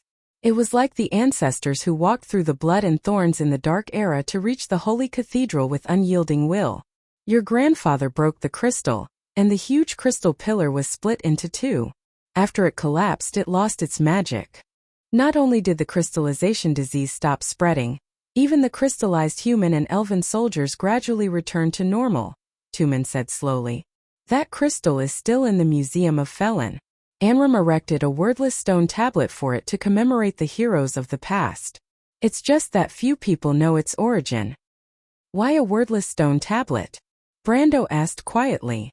Sword Saint Darius, his grandfather, had saved the three empires. It could be said that Kurlutz, Farnazane, and even countless nobles of the Wind Elves owed him a favor, but what he received was an unfair trial. Brendel's heart was already filled with cold murderous intent. If he found out who was behind all this, he would definitely make them regret everything they had done in the past. Because the Cardoloso family still had descendants, and because Darius' grandson's name was Brando. Unexpectedly, Tumen shook his head and said a little heavily, I know what you're thinking, little guy, but it's not what you think. It's your grandfather who took the initiative to accept the trial. Brando was stunned. Why? He couldn't help but blurt out. Because if he didn't accept the trial, the Silver Princess would die. Garden of White Roses, tap tap. Two crimson boots with golden roses on the tips stepped on the footboard of the carriage one after another, followed by a wave-like dark skirt.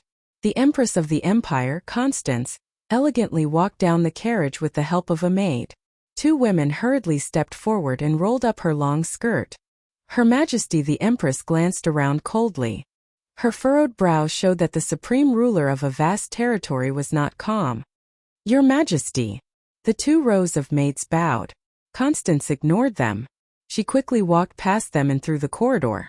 Her cold face seemed to be pregnant with a storm of anger. Bang! The golden walnut door of the sleeping chamber was pushed open. The maids' outstretched hands froze in midair. They looked at the bad-tempered empress in shock, but the latter had already said coldly, "You may leave." The maids didn't dare to disobey her orders. A few of the noblewomen looked at each other in bewilderment, then bowed and left. The room quickly quieted down. "She rejected you again?" After a while, the soft voice of the Dragon Empress came from the sofa, as if the lady was there. She asked in her usual calm tone.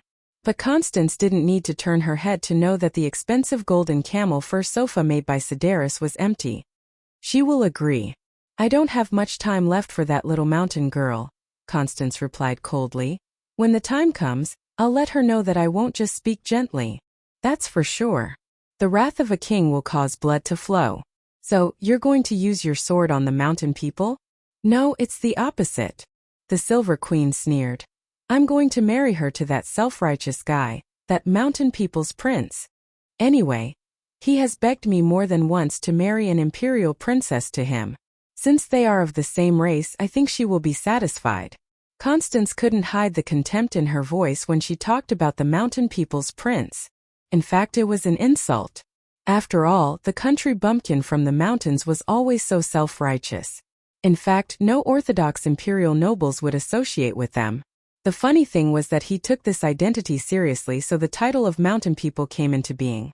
Generally speaking, as the role model of the empire and the supreme person on the throne, Constance rarely used such frivolous words. But now she was obviously in an extreme rage. The Dragon Queen looked at her strangely from the void. "She's that little guy's woman. He's that person's grandson, isn't he? You really don't care about him at all." "He's that woman's grandson," Constance corrected her coldly.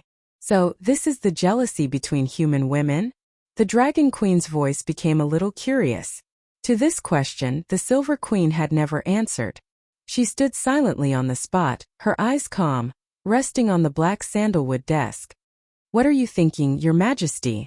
"I'm thinking if I wasn't so naive back then, maybe I would be different now, Gwendolyn. But you once had the chance to choose, Your Majesty." "I." Constance's voice hesitated. "Because I don't want to lie to myself." The fleet was about to set sail. Brando slowly stepped onto the deck and looked back. On the bridge, the silver folk were entering the portal in a single file. Tolman was walking at the back. As if he felt something, he turned around and raised his head slightly. Under the shadow of the silver silk hood with silver patterns, 2 silver-gray eyes shone brightly. Between his thin lips, there was a faint mysterious smile. He took a deep breath, and could not help but gently press his hand on the side of the ship that was engraved with the relief of Leviathan. About the conversation before, it was as if in an instant it reappeared before his eyes. "I don't understand." Brando stared at the old man in front of him. His cold eyes seemed to see through him completely. "It's very simple. As I said before, on the battlefield of the final battle in the temple, that strange crystal was sealed at the beginning. But the person who sealed it was not the 4 sages, but the darkness dragon Odin. The first one to touch that seal was Her Majesty the Queen, whom you know well. When the seal was opened, the mystery was also revealed. The secret of the final battle of the War of the Holy Saints was displayed in front of everyone. Because I was with your grandfather at that time, I don't know what they saw, but I only know one thing. That is, the answer to this mystery is related to the agreement between the 4 sages and the darkness dragon Odin. So from this, it can be inferred that a legend about a rumor for 1,000 years may be true." The old man's voice was a little hoarse. "You know, the order of the mortal world and the legitimacy of the 4 empires are based on the righteousness of the battle of the holy saints.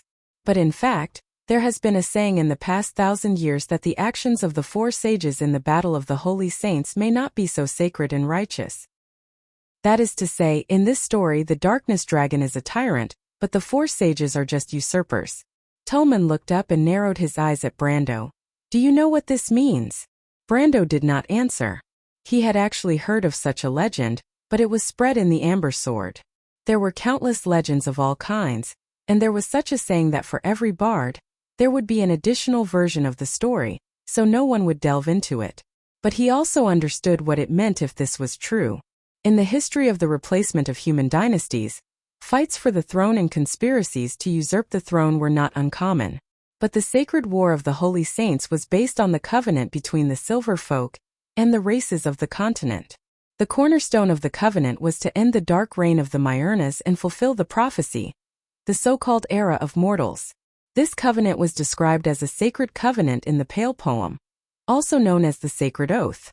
Since it was sacred, it must first be based on justice. And this was also the basis of the legitimacy of the era of mortals. If all this was just a lie, then not only would the status of the four sages be questioned, but more importantly, it would violently impact the current world order, and the legitimacy of the four holy shrines would be gone. Once the prophecy came true, then the world would inevitably be plunged into endless disputes and wars, because no one could interpret morality and justice. Then the only stage left would be for the ambitious. Brendel shuddered at the thought. Chapter 977. This was an era that belonged to the ambitious. Opportunities and cunning conspiracies were like a raging river, sweeping from beginning to end for hundreds of years. Like an invisible feather pen writing furiously in the depths of dark thoughts, a complete story gradually took shape in Brando's mind. The latter half of the story could be foreseen. In the center of the fog-shrouded ruins of the final battle, in the dark and silent temple, it did not matter what Her Majesty the Silver Queen saw, what happened, whether it was true or false, right or wrong, it did not matter now. Its ending was already predetermined. The four holy cathedrals and the Bugas would never let this matter have any sequelae, let alone let its influence be brought out of the Alcala region. But the reason for this was not as sinister and despicable as the world thought it to be. Because the leader of the Silver Folk, the master of the Silver Lightning, Elroy, had pressed his hand on the sacred oath and made an oath to the four sages, declaring that in the next era, the Silver Folk would fulfill their duties and take on the heavy responsibility of guarding and monitoring the world. This promise, in the eyes of the people of this era, may seem inconceivable, even too childish. It was just a promise. What could it mean? The people of this era, from the nobles to the common people, believed in downright egoism. There was only naked interest between countries, between kingdoms, between groups. It had long been a common occurrence. Conspiracies and betrayals ran rampant in the world, and this period of history was already hundreds of years old. So they could not imagine. They could not imagine that glorious era, and could not understand what a promise between the nobles was. There was an era when Elroy spoke loudly in front of the sacred covenant. Every word he said turned into silver words that were inscribed on the sacred white slate. They were like shining silver nails that were nailed into the long river of history one by one. This was not for greed but to prove right and wrong, black and white. As the Flame King Gretel once said, "This is a righteous cause, an ideal in the heart, so it is worth protecting." Everything they did was for the long-term survival of civilization and order. Therefore, for 1,000 years, the Silver Folk had promised that they would no longer intervene in mortal wars. They had built watchtowers at the borders of the civilized world that were more dazzling than the stars. Although Brando had once maliciously joked that the Bugas were monitoring the power of the mortals in the whole world, he knew in his heart that their power has long been above the peak of the world, so much so that mortals have to look up to their aloofness. Even if mortals maliciously speculate that these wizards are manipulating the direction of history behind the scenes, they have to admit. The truth is that for 1,000 years, the Silver Folk have never crossed the line drawn by Elroy. There was a maxim among the wizards of Buga. If a successor does not keep his word, it is a disservice to the noble deeds of his predecessors. In their eyes, the promises of the nobles were the most precious things in the world. Because it was too easy to destroy, once it was destroyed, it would be very difficult to find it again. William had lamented to the players more than once. The lives of mortals are too short, so they are too short-sighted, and it is easy for them to replace those noble values with immediate benefits. It is difficult for them to understand that the gains do not make up for the losses.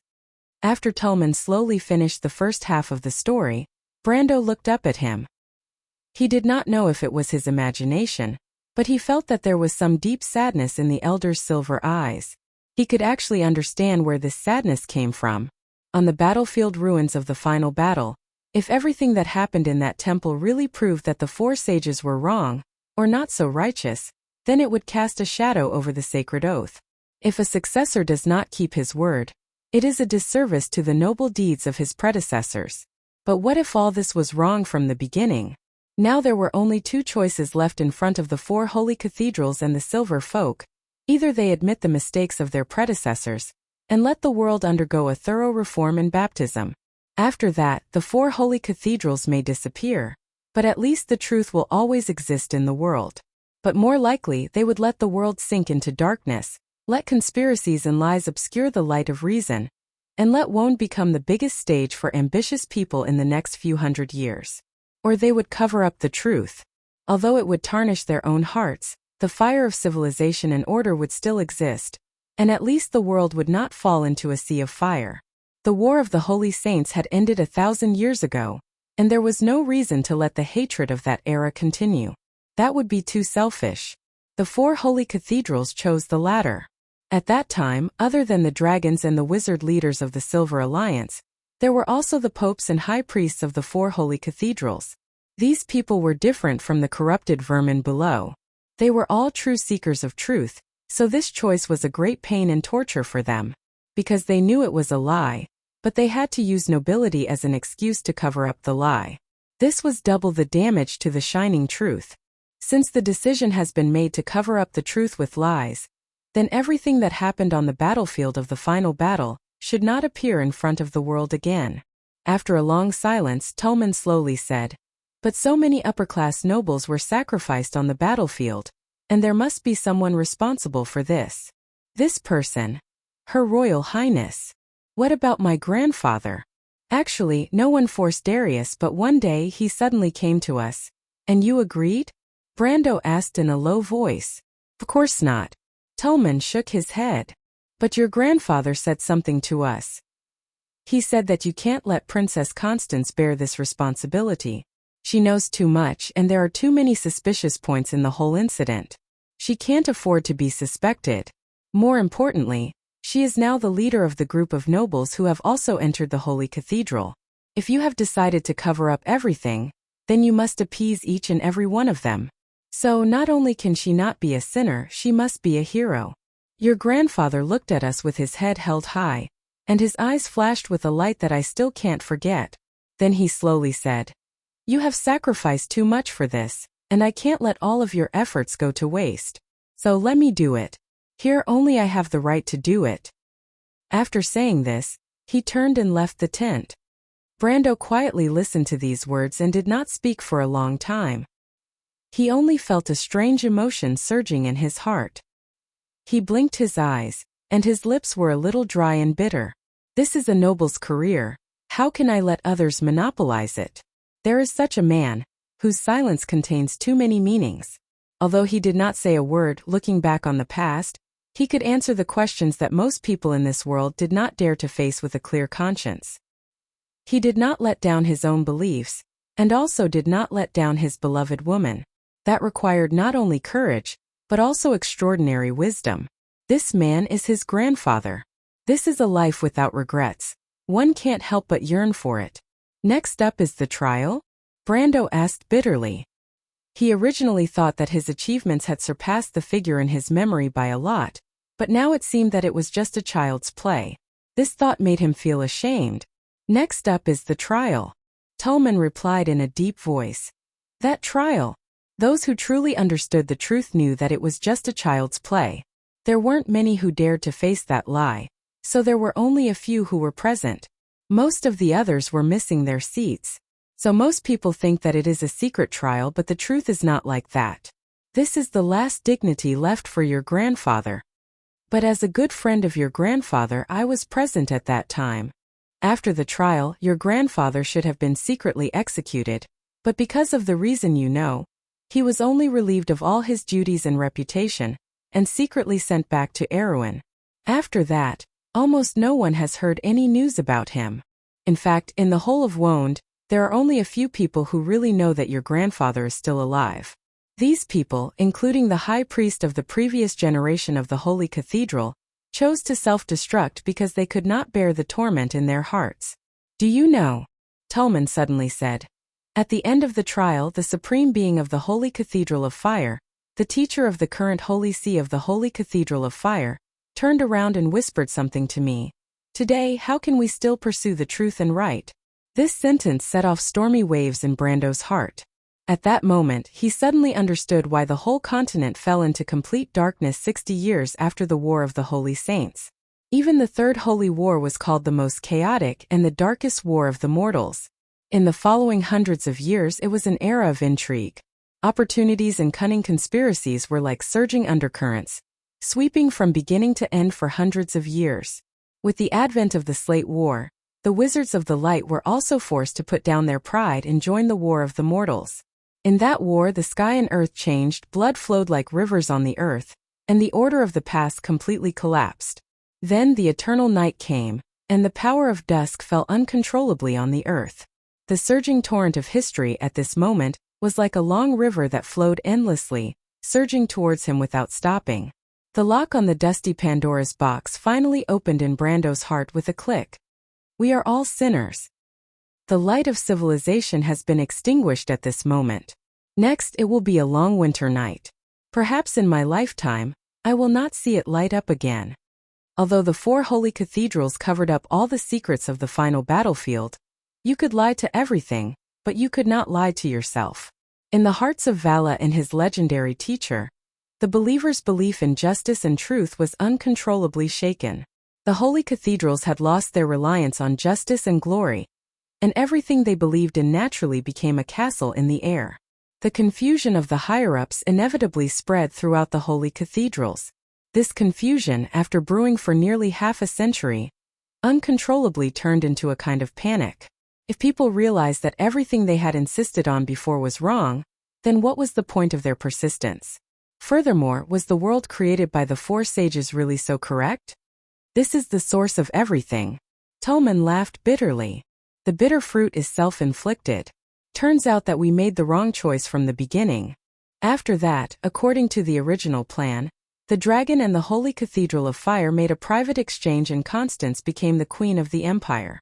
This was not only to appease the nobles, but also to compensate your grandfather. However, her merits and demerits were selectively downplayed by the Holy Cathedral of Fire. After all, it was impossible for them not to have any complaints. But what we did not expect was that everything that happened in the Alcala region had an equally huge impact on the princess, who was still in her youth at that time. What we did not expect was that she eventually obtained the inheritance of the Dark Dragon. Later, we found out that before returning to the country, she had met your grandfather once. At that time, she asked your grandfather if he was willing to correct the mistakes of history with her. My grandfather, he refused.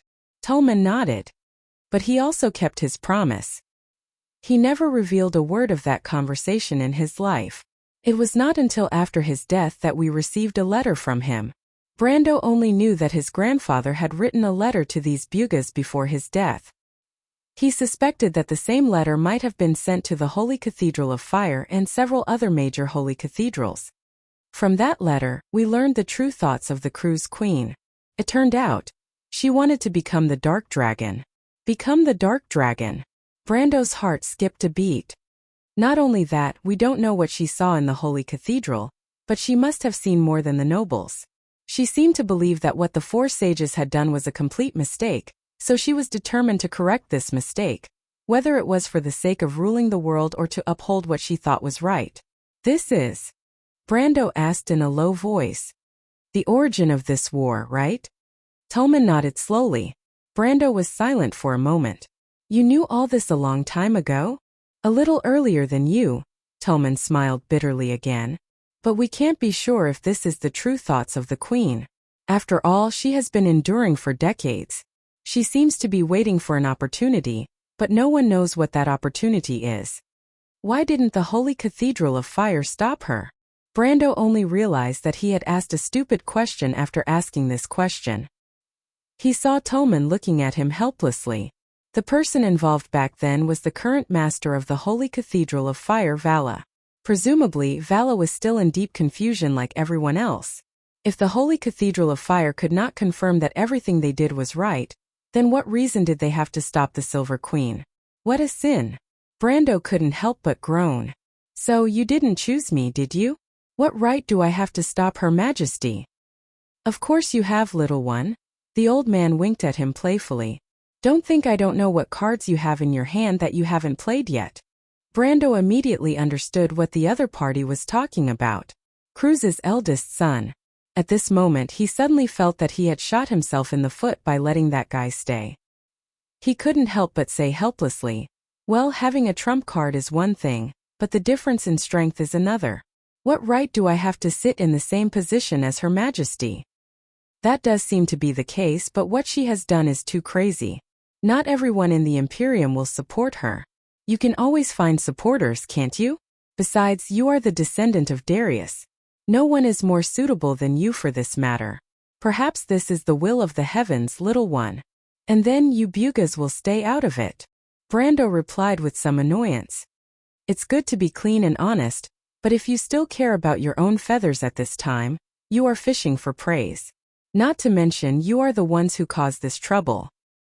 Hearing this, the old man's face darkened. He slowly shook his head. Sai, you don't understand, little one. The 4 holy cathedrals are confused, but aren't we the same? Ever since that incident, we are no longer sure that we have made the right choice. There are already a lot of voices in the council asking us to stay away from the affairs of mortals as much as possible to avoid repeating the same mistakes. This time, secretly helping you build a fleet is already the best we can do. Tolman was speaking very sincerely, but Brando didn't accept his explanation. He replied, but if even you can't be sure whether you are wrong or right, how can I be sure that standing on the opposite side of Her Majesty is definitely right? Don't tell me that in your eyes, I don't have the slightest persistence for justice in my heart? No, you are different, little one. Anyone can say that they are wrong, but you can't because you are the descendant of Darius. Tolman looked at him and said word by word. The noble act itself can never be wrong. Even if we doubt our own choice, we will never think that those who sacrifice themselves for justice have the persistence for their ideals in their hearts. Do you understand? The old man patted Brando's shoulder. The long night of civilization is coming, and the flame will be extinguished in the ashes.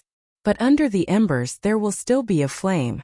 Perhaps our generation will never see it reignite again, but to you it must be reignited and passed down from generation to generation, right? And this is the mission of the pioneers you are pursuing. After hearing this, Brando couldn't help but fall into silence. He looked to the west, and the red sun was slowly sinking below the mountains as if it was announcing the arrival of the cold night.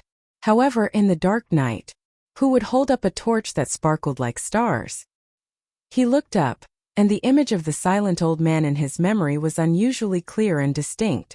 At the same time, the prophecy of the future that Tolman spoke of also floated in his mind. 16. The tower. The lost moon has taken away the light XX. Judgment. The light has lost. 17. The star. The silver generation has been lost on the earth. Walking forward in the darkness and obscurity. 8. Strength. The coincidental meeting of the emperor and the fool. 9. The hermit. The rusty clockwork is being reset. XXI. The world, the sword that changes fate. Chapter 978. The stars were like dust. The silver-robed mages disappeared behind the door of light one by one. Tolman looked at Brando, who had his hands on the side of the ship, leaning forward to stare at him. He smiled slightly, then turned and stepped into the door of light. He was the last Buga to leave. The circular door of light on the bridge turned half a circle clockwise behind him, then quickly shrank into a spot of light, slowly falling to the ground like a piece of dust. Under the night sky, after the fierce battle during the day, Loneport looked devastated. There was no one in the silent city at this time. Loneport was not big to begin with.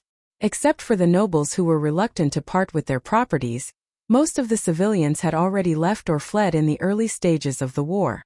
The remaining refugees had been arranged on the ships by the Erewhon envoys by Brando.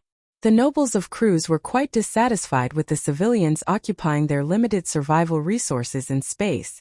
They had been arguing for a long time, but Brando could not be bothered with these people. This was a fleet that belonged to Valhalla and also belonged to him. He did not need to care. The silver fleet floated above the dock like a school of fish. Frigates of various sizes surrounded a few larger capital ships. In the middle of the fleet was the flagship Akhenaten. Under the clear starlight, the sailors tightened the ropes under the chief mate's command, and the silver sails were bulging. Brando listened to the command, and his heart was calm. He saw that on the deck, Sergeant Marjorie from Yanalasu was commanding the sailors to roll the wooden buckets filled with fresh water and food off the deck. The lads who were going out to sea for the first time were not skilled, but they were diligent. Not only was the gangplank on the side of the ship not retracted, but an extra one was added. A certain lady, who had always considered herself as the commercial ambassador of Erewhon, stood on the edge of the gangplank. She wore a thick fur coat, a mink shawl and a cute round hat. She seemed to be unable to withstand the biting cold wind at high altitude. She kept rubbing her hands, and her exposed face was red from the cold. But even so, she still earnestly exhorted the sailors beside her. "You guys are so clumsy, it's really worrying. Be careful later. That's an elegant lady of noble birth. Don't scare her." "No problem, Roman lady. That's right. Young mistress, you should go to the bottom of the cabin first. If anything happens to you in the cold, Sir Monarch will get angry again." Unfortunately, the sailors were very familiar with this young lady's temperament and were not afraid at all. Instead, they laughed and replied, Don't talk nonsense. Your lord has a good temper. He won't get angry," Roman hurriedly retorted. Although she said so, she still looked at Brando with a guilty conscience. Seeing that the latter was absent-minded, she could not help but breathe a sigh of relief. She patted her chest and couldn't help but fly into a rage out of humiliation. "If you keep talking nonsense, I'll arrange for you to wash the deck." Only then did the sailors shut up, laughing and laughing. Brando waited until the young lady turned her head before he withdrew his gaze. He could not help but shake his head and laugh, but in his heart, he had a faint understanding. The Bugas and the 4 holy cathedrals had realized their mistake, because it was impossible to achieve the goal of justice through deceit. If there was a deviation in the direction from the beginning, the goal achieved could only bear bitter fruit. But was Her Majesty the Queen, who stood on the opposite side of the 4 holy cathedrals, right? Brando thought that might not be the case. Because the Bugas, the Dragon Clan, and the 4 holy cathedrals were at least right about one thing. Madness can only lead to the destruction of order. It can't bring new life from the ruins. No one has the right to decide the fate of others, and no one has the right to drag the world into the flames of war. Blood can't bring about revolution, only endless hatred. Maybe I don't know how to stand on the side of justice. But at least I know what are beautiful and precious things in this world. I also know how to use the sword of a knight. Brando muttered to himself, so the Queen is indeed drifting away on the path of bigotry. A black carriage appeared on the bridge like a ghost. It quietly drove to the Akhenaten and then stopped beside the gangplank. Although the sailors were laughing and joking, they perked up at this moment because the carriage was escorted by 3 Valkyries. These female knights, who rode flaming warhorses, held spears and wore armor, had already shown amazing strength in the battle in the afternoon. And there was someone in the envoy group who needed their protection? Everyone was startled. Not only these sailors, but the nobles who saw this scene on the warships near and far were also subconsciously puzzled. Most of them immediately turned their eyes to the flagship. The mysterious count had already boarded the ship, so who could be in the carriage? Could it be that the Princess of Erewhon had come in person? Even the people in the envoy group looked at each other. Eugenie couldn't help but nudge Marjorie with her elbow. "Have you seen Princess Magadol?" she asked. The young officer shook his head. "She's on the ship with Judy." "What about the eldest daughter of the Yenbao family? Miss Dilfrey? I just saw her." "Who could it be? Is it really the princess?" Duke Viro's daughter frowned and said rudely as she bit the tip of her nail. She was the kind of woman who had a particularly strong desire for control. Every time something unexpected happened, she would feel very uneasy. "You're thinking too much, Miss Eugenie." Marjorie was very calm. He looked at the former and said indifferently. The carriage stopped at the side of the gangplank, then the door opened and Yuta jumped out. The people who saw this scene were slightly stunned at first, but then they recognized that this was the female adjutant of Count Erewhon. Unexpectedly, there was someone who needed her to personally look after. Everyone couldn't help but be curious. They stared fixedly at the carriage, as if it had come out after a long time. Finally, a person slowly walked down from the carriage. But it was a man. Ah! Eugenie saw the man. She was so scared that she almost screamed. On the other ships, the group of crew's nobles also looked like ducks that had been grabbed by the throat. They looked at the man as if he was the devil. Some of the weaker ones took a few steps back, and some of the unlucky ones stepped on the ropes and fell on their butts. Even so, they still hadn't woken up. Their faces were as white as a sheet of paper, completely drained of blood. Count Alcorn was frowning and took out his pocket watch from his clothes to look at the time under the moonlight, but at this moment, as if he was possessed, he stood there motionlessly. He didn't even notice that the pocket watch in his hand fell to the deck with a bang, and the glass cover broke into pieces. What's wrong? Marjorie seemed to have realized that the atmosphere around him was a little different. He asked the Duke's daughter next to him. It's him. Oni's teeth were chattering. Even though she was trying her best to suppress her shameful emotions, she could not stop herself from gurgling. It's that person. The leader is actually with him. No wonder he's so fearless. If in the history of the Empire, there was a person who could make all the nobles in the Empire pale at the mention of his name, and the appearance of this person was known to everyone in the Empire, but even so, the powerful crew's empire still couldn't do anything to him for hundreds of years. Then this person only had a name and a title. His name was Mephisto, and his title was the Ash Sword Saint. Mephisto slowly stepped down from the carriage. He was an extremely elegant middle-aged man. He had lived a luxurious life for the first half of his life, and the aura of a fallen aristocrat was branded on him like a label. He was like a prince who had wandered to another country, and wherever he went, he would involuntarily become the center of attention. He was wearing a dark trench coat, and the famous ash sword was on his back. His face was a little determined, but the most eye-catching thing was his pair of cold eyes. Mephisto raised his head and glanced at everyone in the fleet, making everyone in the crew's empire feel a chill in their hearts. Time seemed to have frozen. Yuta and Mephisto got on the ship one after the other. They walked across the gangplank as if they were walking on flat ground and came to Brando's side. Brando looked at the two people and couldn't help but let out a sigh of relief. He smiled and said, "Sorry to trouble you, teacher. I didn't expect to get you involved." The Ash Sword Saint looked at his student. This time he had actually been following behind the diplomatic group, moving together with the Valkyrie and the Buga puppets. Originally, according to the original arrangement, it was not appropriate for him to show up on this diplomatic mission, unless it was the most critical moment. But he didn't expect that the plan would change so quickly. After Brando asked Yuta to tell him the plan, he only thought for a moment, and then the scene described above happened. Mephisto knew that his student wanted to use his name to show off, but he didn't care about it. First of all, he was very satisfied with Brando, his only student. Second, he never thought of hiding in front of the crew's empire. Before he stepped into the Supreme Realm, the empire couldn't do anything to him, let alone now. So he just responded faintly, "Just do it. You are my student, I will naturally stand behind you." Brando was slightly startled and couldn't help but feel a little touched. He looked at the weather-beaten middle-aged man, who was also his cheap teacher. In his mind, although the relationship between the two of them was teacher and student, it was inevitable that there would be the color of a transaction. After all, from the beginning, this relationship was maintained by equivalent exchange. He didn't expect that after going through so much, the other party seemed to really treat him as a student.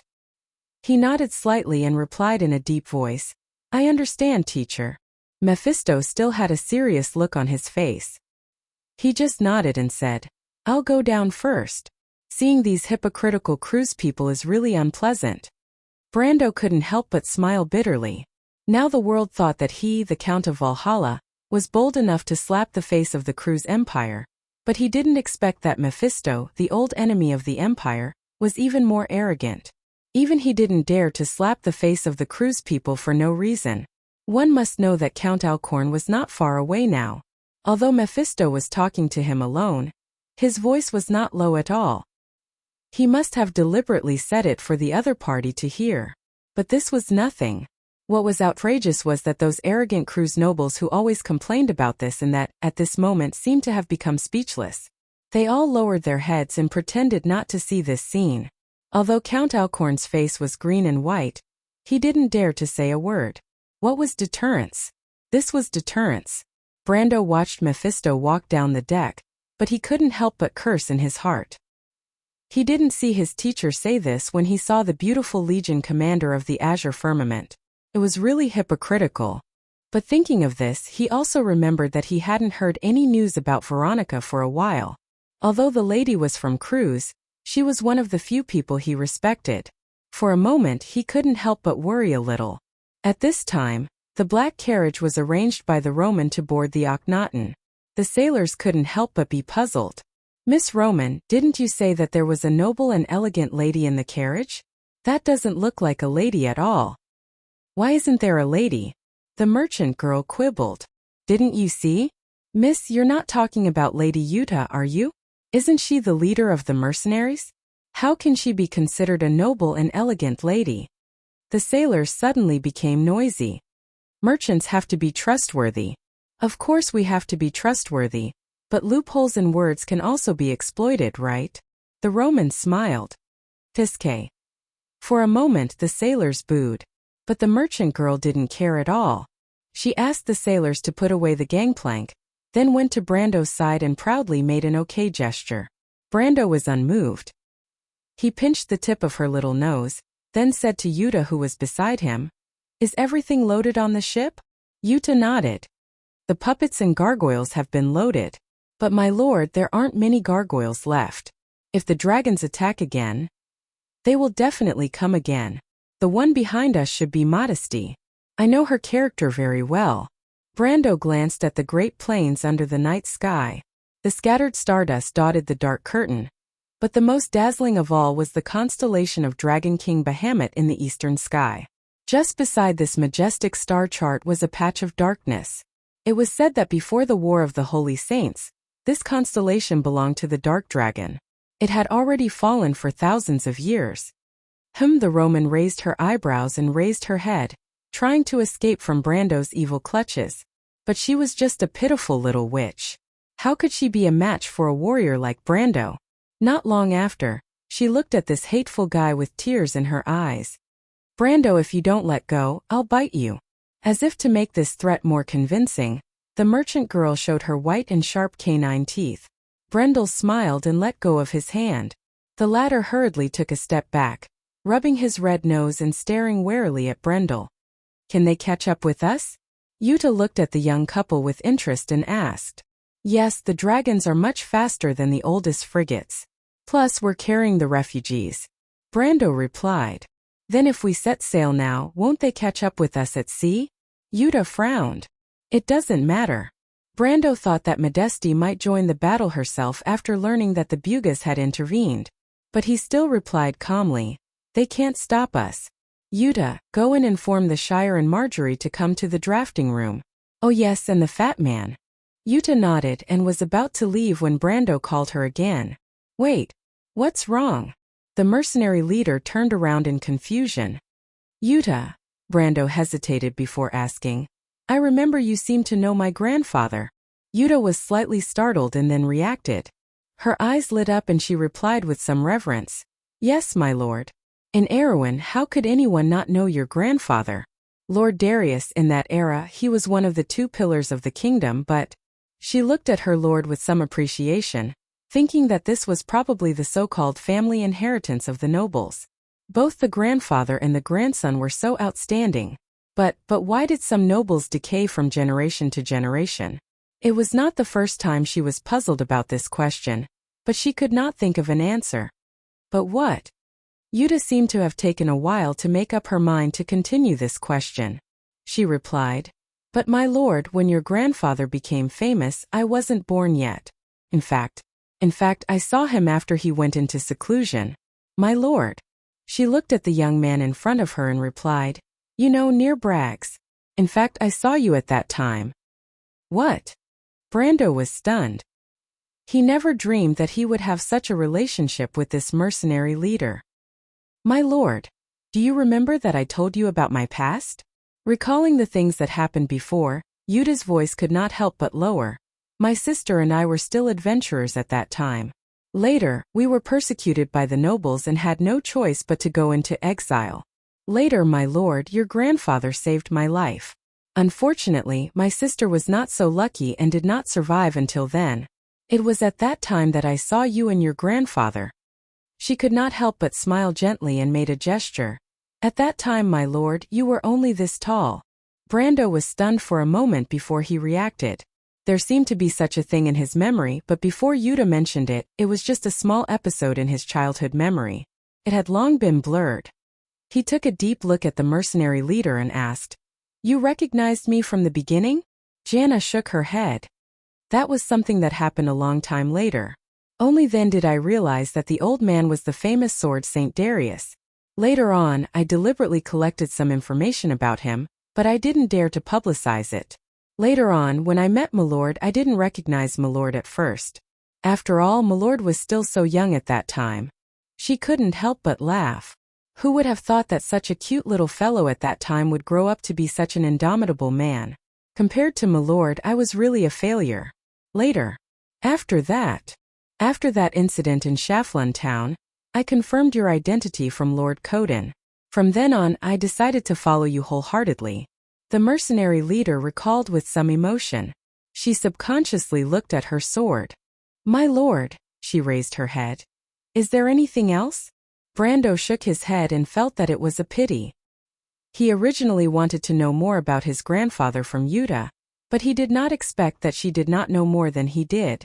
Nothing, he replied. You can go now, Yuta. Thank you. It's my pleasure, my lord. The mercenary leader replied with a smile. Suddenly, she thought of something and asked, By the way, my lord, is your aunt doing well?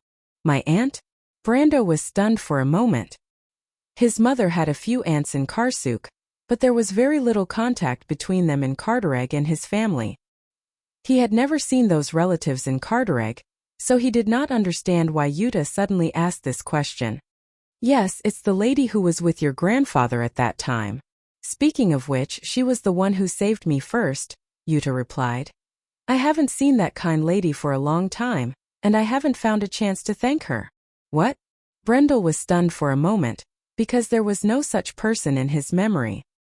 He could not help but rub his forehead, wondering if his memory was too blurry and he missed out on many details. He only remembered that he was practicing swordsmanship at the sawmill by the river, and it was his grandfather who saved a woman. As for whether it was Yuta or not, in fact he could not remember clearly. As for whether there was another woman at that time, it was even more impossible to talk about. However, in his memory, he only remembered that there were not many outsiders who had contact with his family. Other than some of his father's business friends, his grandfather basically did not have any contact. Every day, he just supervised his swordsmanship. Could it be that he remembered wrongly? Brando could not help but rub his forehead, feeling a headache coming on. My lord? Yuta looked at him worriedly. It's nothing, Brando shook his head.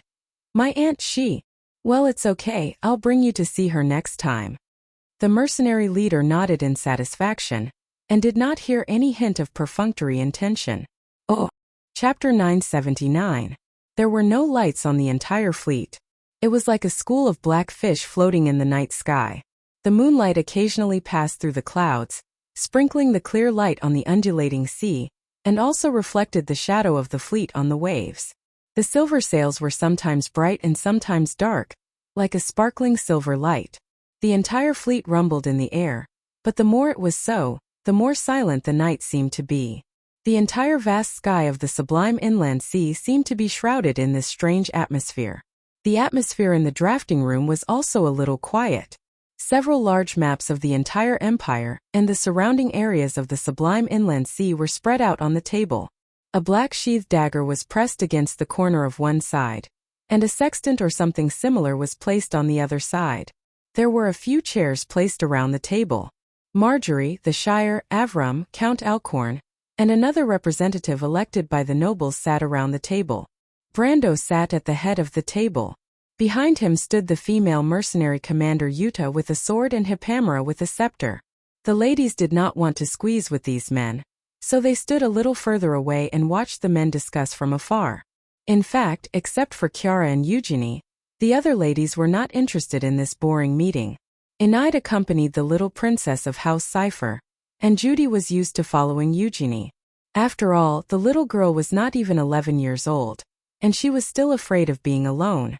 In the middle of the crowd stood a young man. He was wearing a captain's uniform, a blue-gray coat, a badge with golden tassels hanging from the shoulder, a ribbon, light gray breeches, black boots, and a pair of white gloves. He gestured on the map and said, "My lord, our first task now is to determine the route.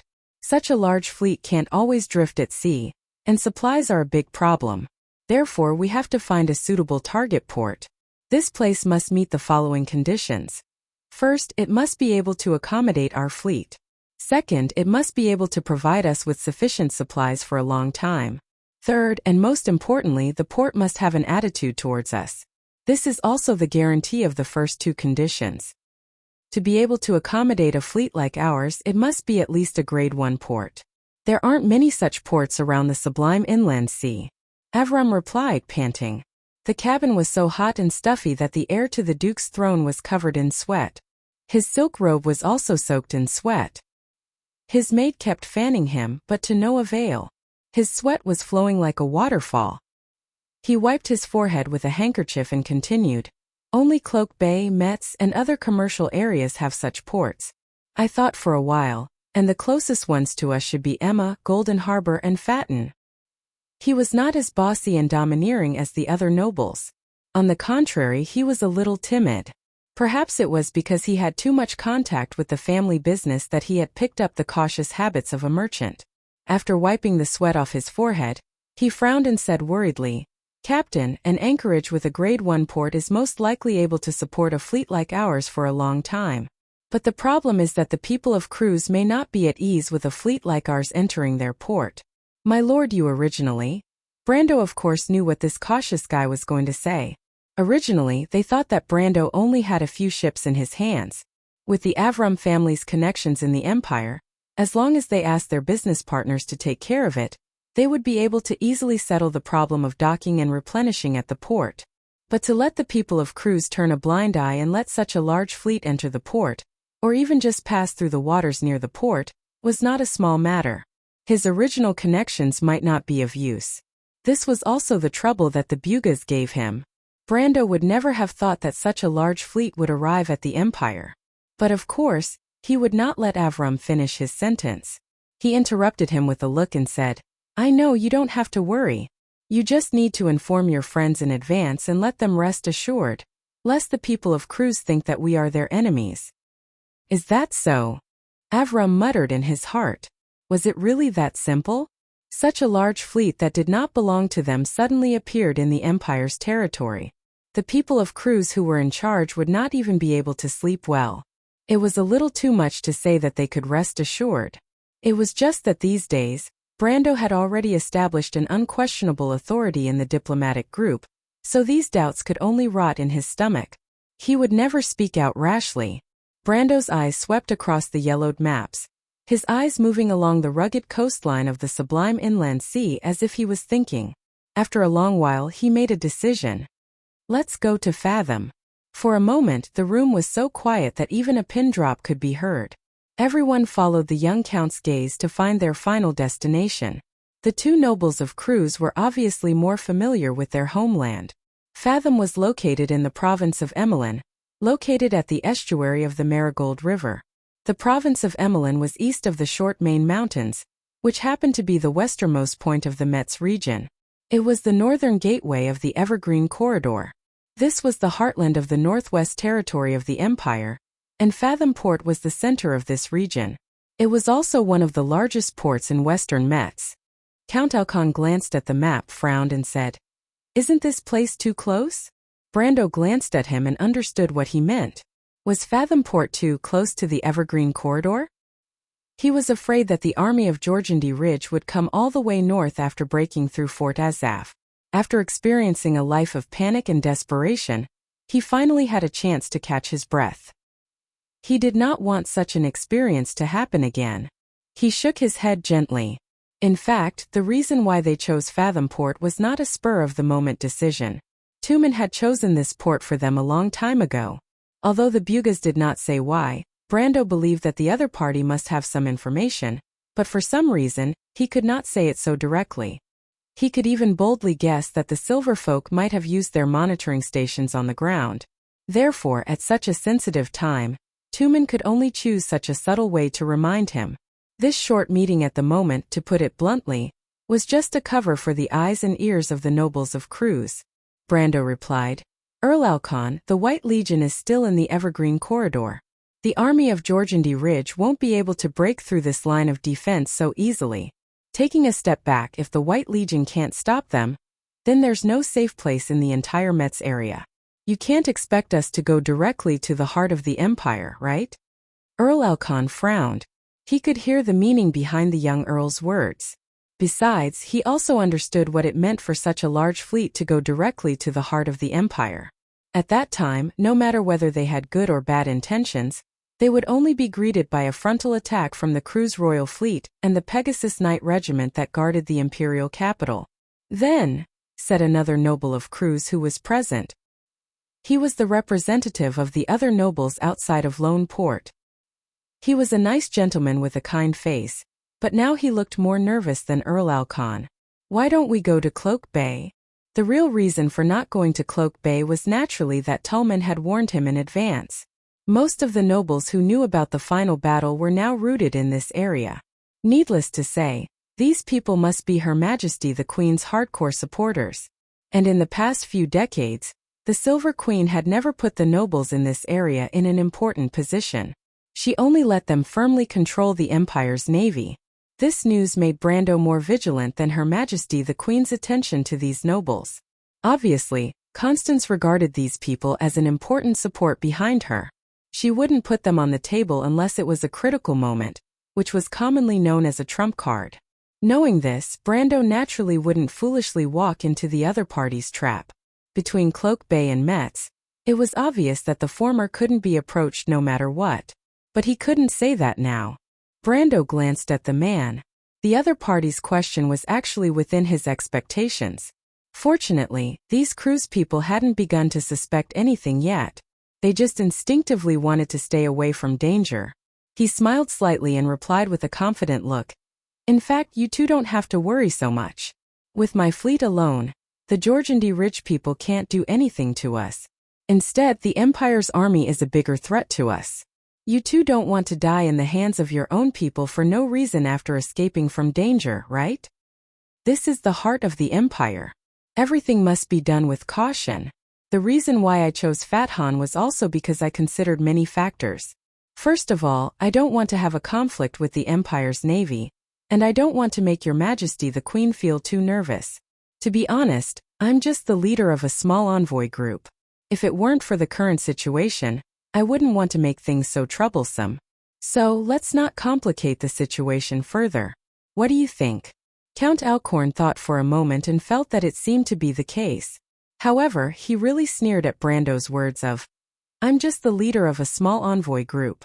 Since ancient times has there been such an envoy group?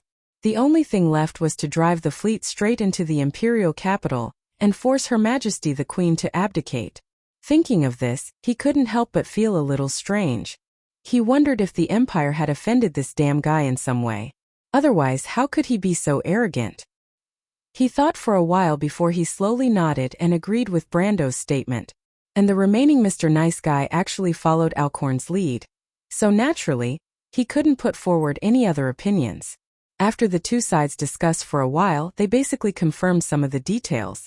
In fact, these Cruz nobles had nothing to do with it.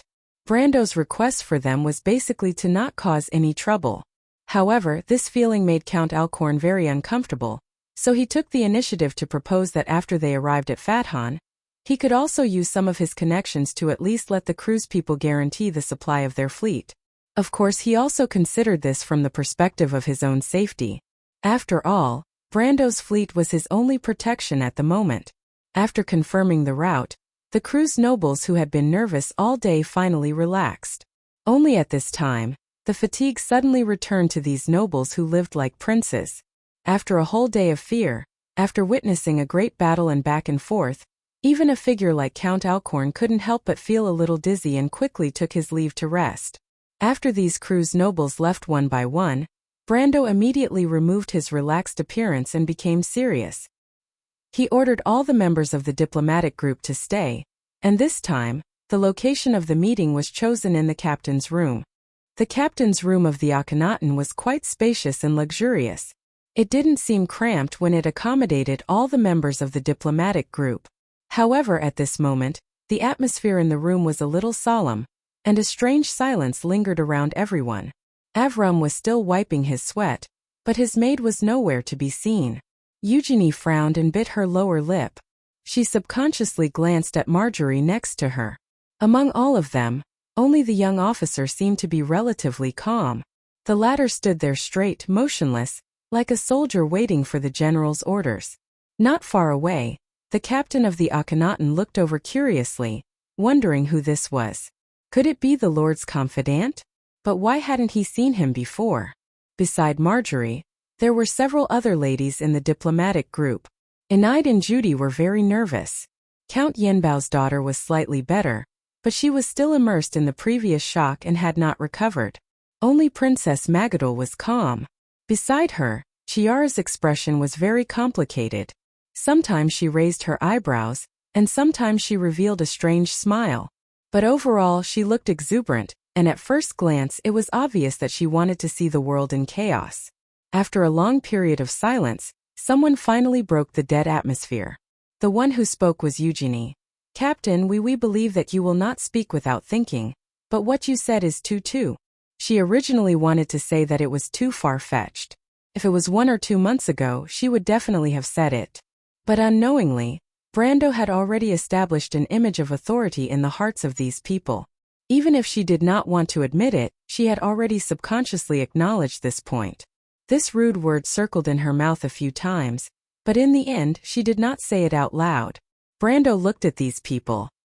He chose to tell them the truth that Tumen revealed to him, not because of a moment of impulse, but because at this time, he at least needed the support and recognition from his own country. What he needed to do now was to control the crew's nobles and prevent them from causing trouble. To do this, he alone was not enough. He needed the help of others. And these Erewhon nobles in the envoy group were the support he could rely on. In fact, it was not until this moment that Brando felt a sense of identity with the nobles of this kingdom for the first time. These young descendants of the nobles had not been completely influenced by the set of rules of their parents.